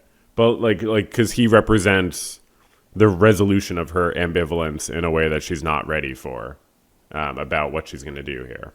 He's fully ready to do something. She's not fully ready. But she keeps running away from him and pushing him away and ending their meeting. And it's like, Carol, he came all the way from Paraguay. Can you just sit down and talk? Or like, can you just stand outside and talk with him for like 30 minutes just calmly? Like, he came all the way. Like, do you have to keep walking away? I was getting a little annoyed. It started to feel a little contrived. I don't like when people, maybe I'm just a really big communicator, but I don't like when people like stop communications for like contrived reasons. But okay, it's not contrived. She doesn't want to. She's feeling very ambivalent about what she's going to do, so it's understandable. Then the way she's like so extraordinarily and domineeringly possessive of Zosha was like a little bit much for me. But again, they just hooked up. You know, Zosha's her person. She goes, "You're my chaperone." Like she wanted to be like, "You're my lover." Obviously, "You're my lover" is what she wanted to say. And then she's like, "You're my chaperone." She's like, "Fine, if that's all we are, fine, but you're still my chaperone. You're not his chaperone." But as Zosha says, it's in our nature to be honest, to help, to be honest. It's in their nature. I mean, it seems like they're okay with lies of omission, I will say. So they're not honest. Let's be real. They're not honest. It's a really key point. Like, lies of omission are lies. So they're not honest because they do lies of omission. Those are lies. Now you don't have to constantly overshare, but when you are not telling someone something that you know that they would want to know and need to know, you're lying.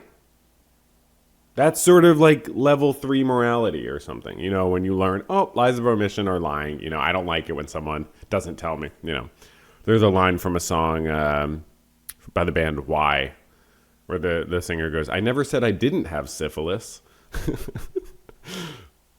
It's a deep cut. You know, lies of omission. Lies of omission are lies. So they are liars. Not more than regular humans, but they do lie.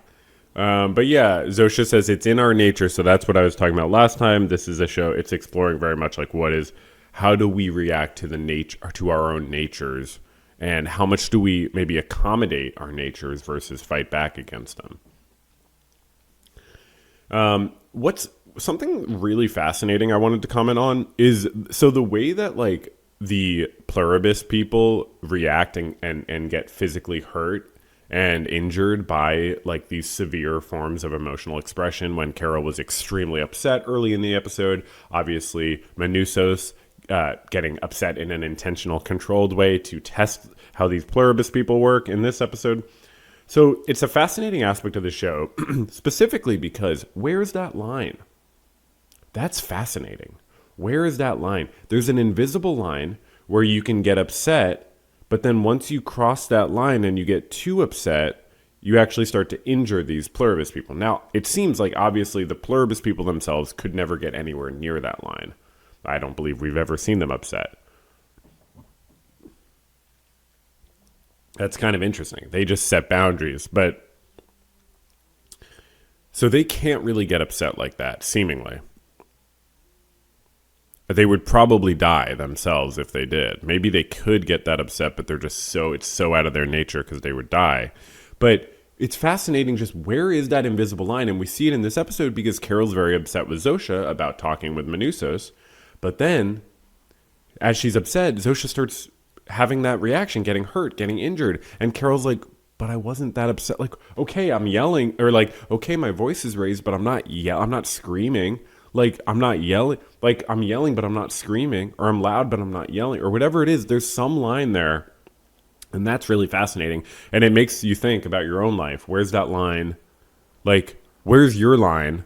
And like, where's the line for you expressing yourself versus being expressed to? It's obviously good to be able to like have distress tolerance and hear someone be upset, but it's also good to have a line and say, no, okay, that's not exactly what the show's talking about. But like, it's just fascinating that it's drawing a line of where maybe like natural or healthy emotional expression becomes unhealthy emotional expression. And it's a very like physical manifestation of that. Yeah, it's just so interesting when Carol's like, but I wasn't even that upset. Like, yeah, I'm upset, but I'm not that upset. And then she realizes, uh-oh, Manousos. That freak is over there doing something. Which is the radio frequency thing. So the radio frequency thing is fascinating. Obviously, we saw Manousos in an earlier episode, testing all the radio frequencies because he's like a ham radio guy or some sort of radio guy. and he's testing all the radio frequencies, and he finds on one of them he's getting this weird signal. So he then uses that signal on the Pluribus people when they are freaking out and injured, and it heals them in a way, which is fascinating. And amazing writing that it comes back in this way. That's it works and wraps together, but it's not contrived. And so it brings them out of this state of being overwhelmed and almost dying. So it almost feels like it neutralizes their pluribic nature. And that's certainly what Menuso seems to think, which makes sense, because if it brings them out of dying from being around someone angry, then it brings them out of their pluribic nature to some extent. By healing them of that reaction to screaming, it's healing, it's could conceivably be altering their nature, because their nature is what makes them react that way to someone screaming. So he's found a way to neutralize them by playing. So the question is, what would the effect be if you played that signal from, every single broadcast in the world? So like, is season 2 going to have us seeing Carol and Menusos breaking into like radio towers and putting that signal off of all the towers in the world, making it like a call to prayer, a call to action, a call to everything, but like, if they try to do that, we have reason to think the Pluribus people will actually stop them. Like, the Pluribus people do not seem like obviously at the end of this episode, we see that they're willing to give them a significant weapon, give to the individuals, but it doesn't seem like the Pluribus people would just sit back and let themselves be neutralized. It seems like they know about the radio frequency, first of all, because when Carol asks, is there a way to change it? They know that there is a way to change it, and they know a lot, so they obviously know that.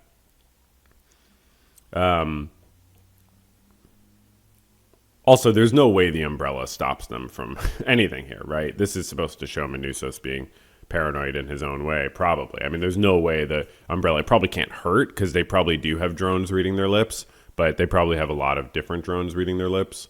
It is fascinating. I don't think I have a note about this, so I just want to say, like, the way when they're looking through Carol's house to see if it's bugged, they find the bug that was left over from Carol's from Carol's deceased spouse, which she calls her spouse, but Helen.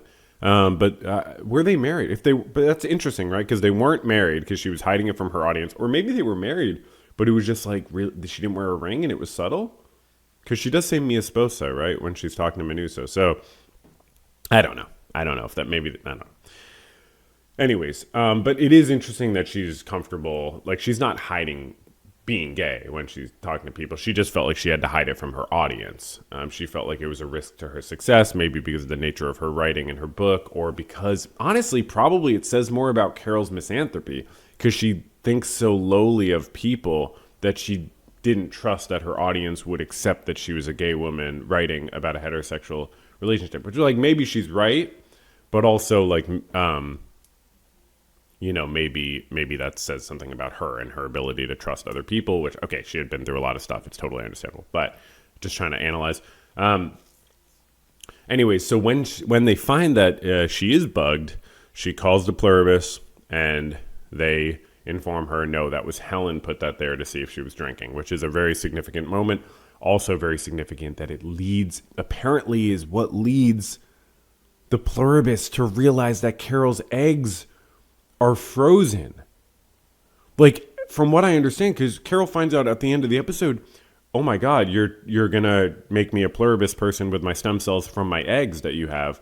But unless I'm mistaken, they didn't know about her eggs being frozen until she called them about the liquor cabinet bug.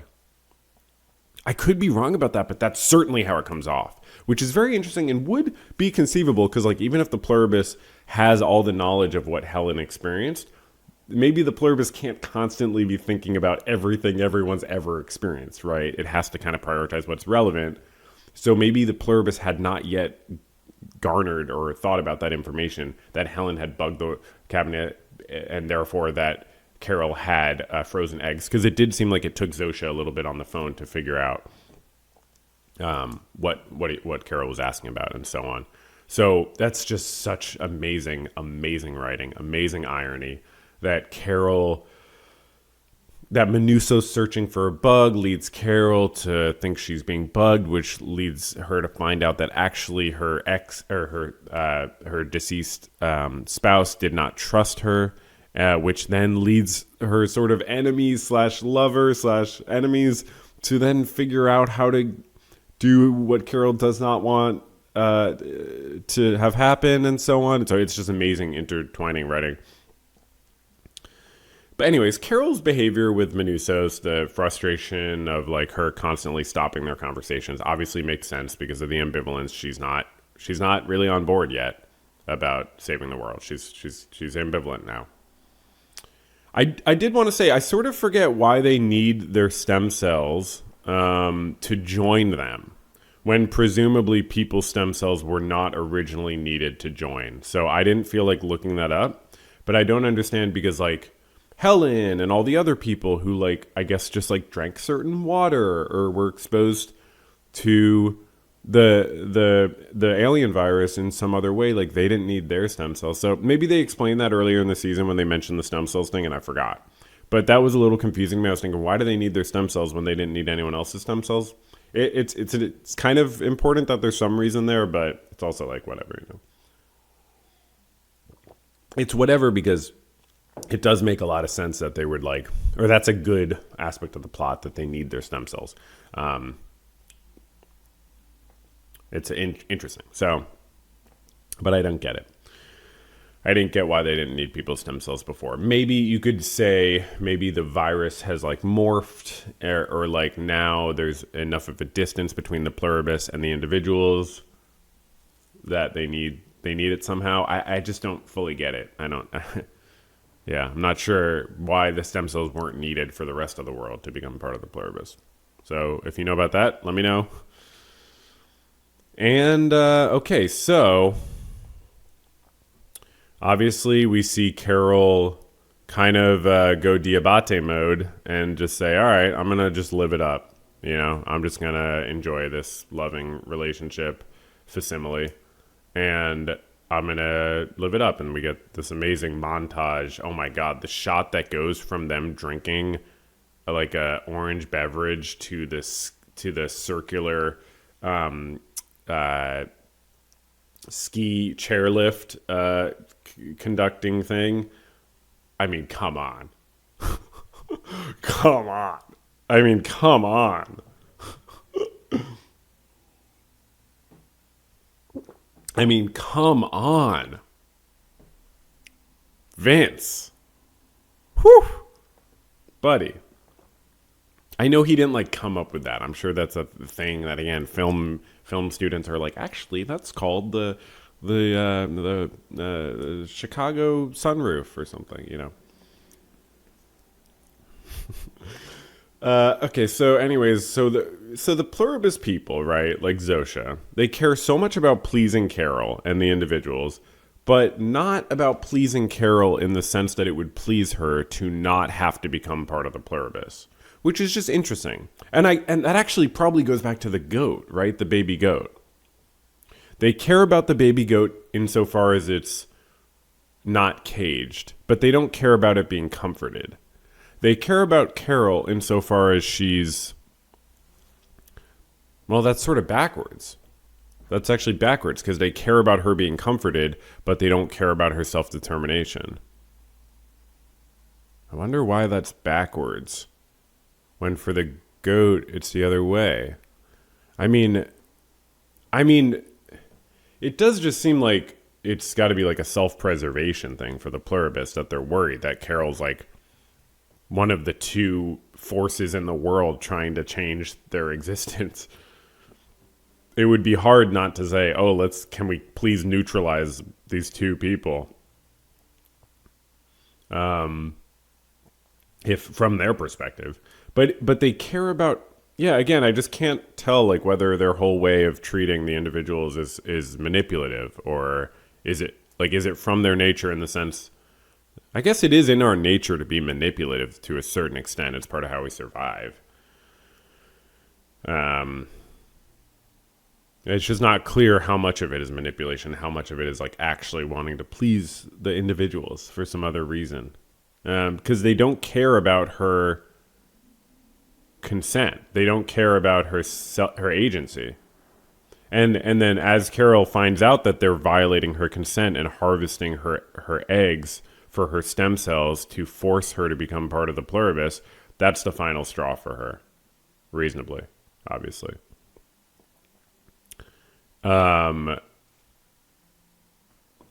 That's the final straw, and she just says, okay, this is war. But yeah, I guess I just don't, I guess the questions are like, why are they violating her consent just because they're worried about the threat of her stopping them? It doesn't really seem like that's all the reason. Or is it because it's in their nature this is how they reproduce? I mean, do they have sex? Have we not gotten an explanation of that? Maybe we did. Like, do they have sex, like, to reproduce? I mean, they probably, if they're worried about food, they might be worried about having sex right now.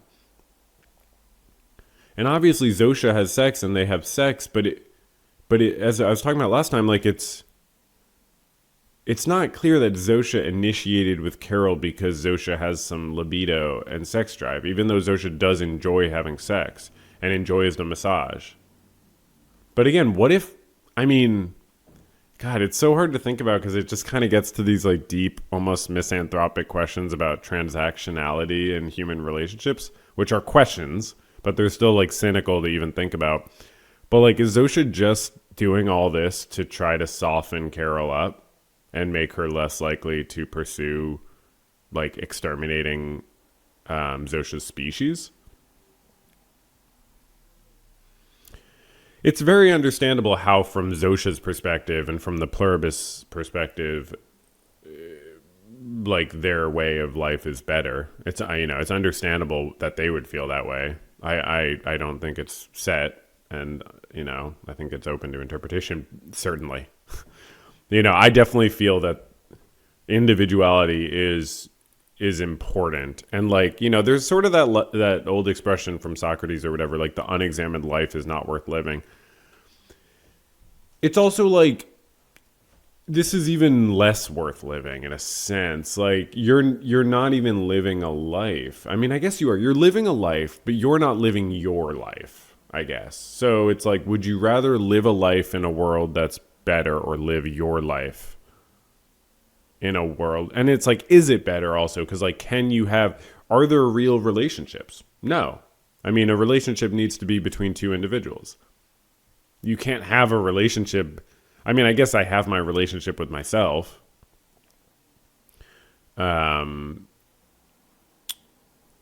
we don't really get the sense that the Pluribus people have any types of relationships with each other. They don't. I mean, no more than like one part of my computer has a relationship with the other part of my computer. I mean, it's like, right?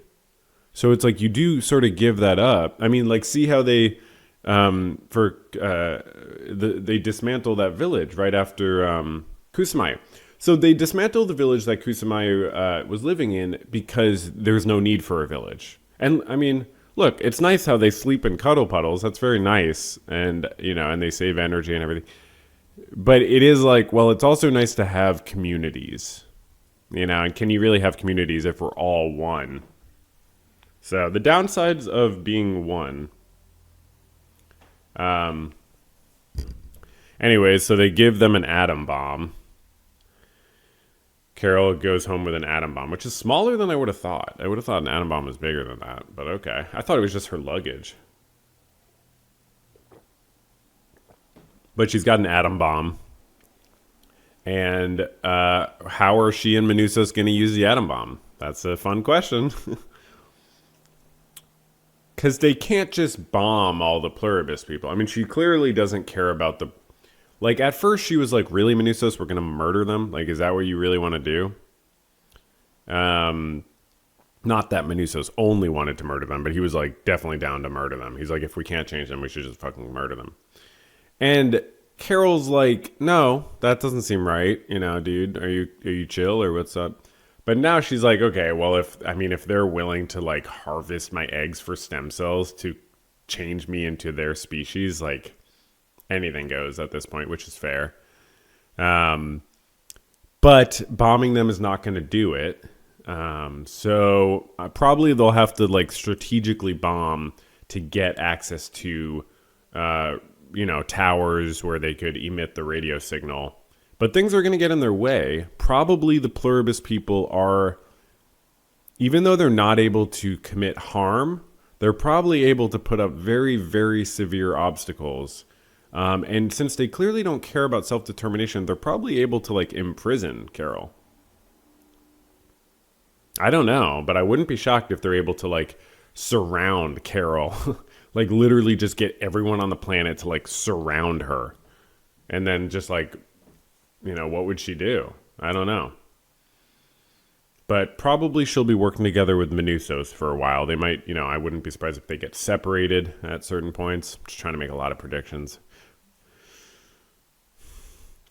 Okay. Now, as a fun treat, we're going to read an article about this. There's an article in Esquire. Vince Gilligan talks about his 4-season plan for Pluribus and why he's done with Breaking Bad. So if you haven't heard, Breaking Bad is a show that used to be on television. And not a lot of people have heard about it, but it's by the guy who made Better Call Saul, which is Vince Gilligan and Peter Gould. Okay, so I don't really feel like reading the whole thing, right? But let's kind of just get a little sense of it. 4 seasons sounds good. Okay, they did an interview. Resist the idea that Pluribus has a single fixed... And I really don't watch a lot of this stuff. Or I don't read a lot of this stuff. We're talking about he avoids imposing themes on an audience. Yeah, that's what I like about it. It's not just about any one thing. Carol's anger is a kind of power. Yeah, right. So she might end up... Right, that's a good point. Like, her and Manustos can strategically use their anger. I forgot. Like, even if they were all surrounded by the Pluribus people, they could just use their anger and neutralize them. It doesn't seem that the Pluribus people have a way to protect themselves. I mean, can they just plug their ears, or does it... Seems like it probably works on a deeper level, that even if they don't see, right? Because even if they don't see or hear the emotional expression, they're reactive if one of them is exposed to it. So if any one of them is exposed to the emotional expression, they all experience it. Okay. I don't know what I wanted to get out of this. So he's doing a podcast. He used to say what things mean, but now he doesn't do it as much. Great. Well, okay, here's an example. Okay, almost everyone on Earth becomes the Pluribus after aliens beam an RNA sequence. Oh, it's RNA, not DNA, my bad. Turning us into a hive mind, but is there something already within us that makes it receptive to it? Okay. So Vince says, we do have one of our characters say, who knows how long this has been here, but in my mind it probably was going on for all of human existence, and we just happened to find it when we found it. Yeah, that makes sense. It was just in space, yeah. One of the characters, there's a signal who knows that maybe for all human existence. I kind of like that the audience can again decide what they wish to decide, but I'm putting a clock on it. I'm going, okay. What? Okay, I really don't care about these things. These interviews. It's really not interesting. I thought maybe I would yep, AI, blah blah blah. Okay, I really don't care about any of this. I mean, Vince, I respect him a lot, and I don't care about these interviews.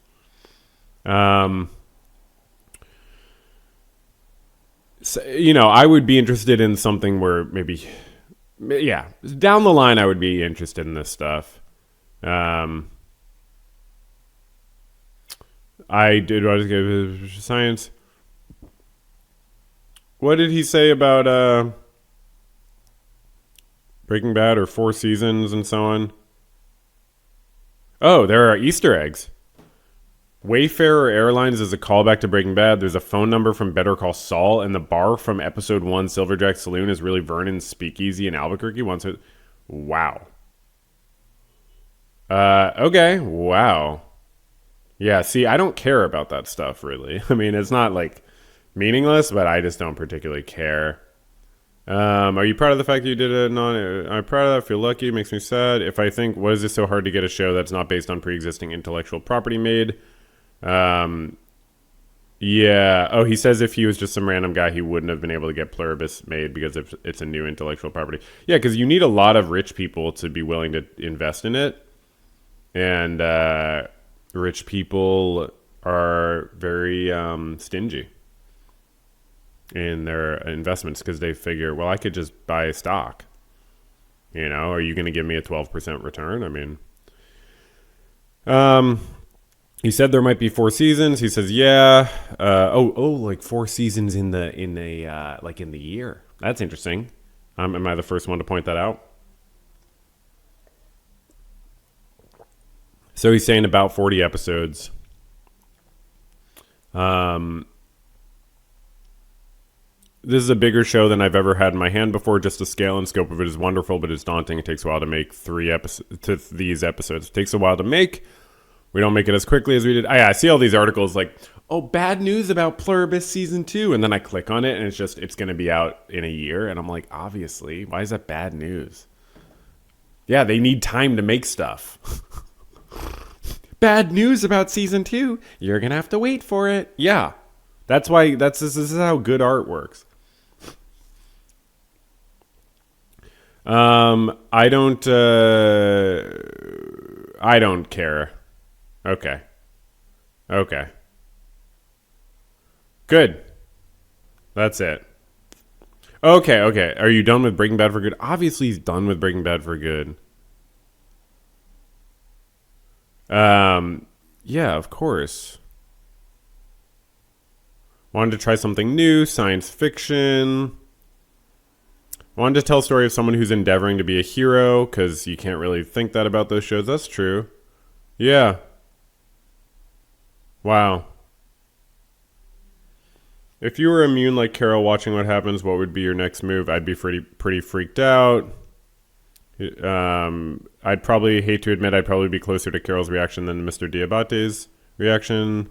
I think I'd be too scared to leave the house. Yeah. I would be somewhere in between for sure. Definitely. You'd have to kind of go through the phase. It's like the stages of grief. You know, you have owning Air Force One. That's one of the stages of grief. I forget which one that is.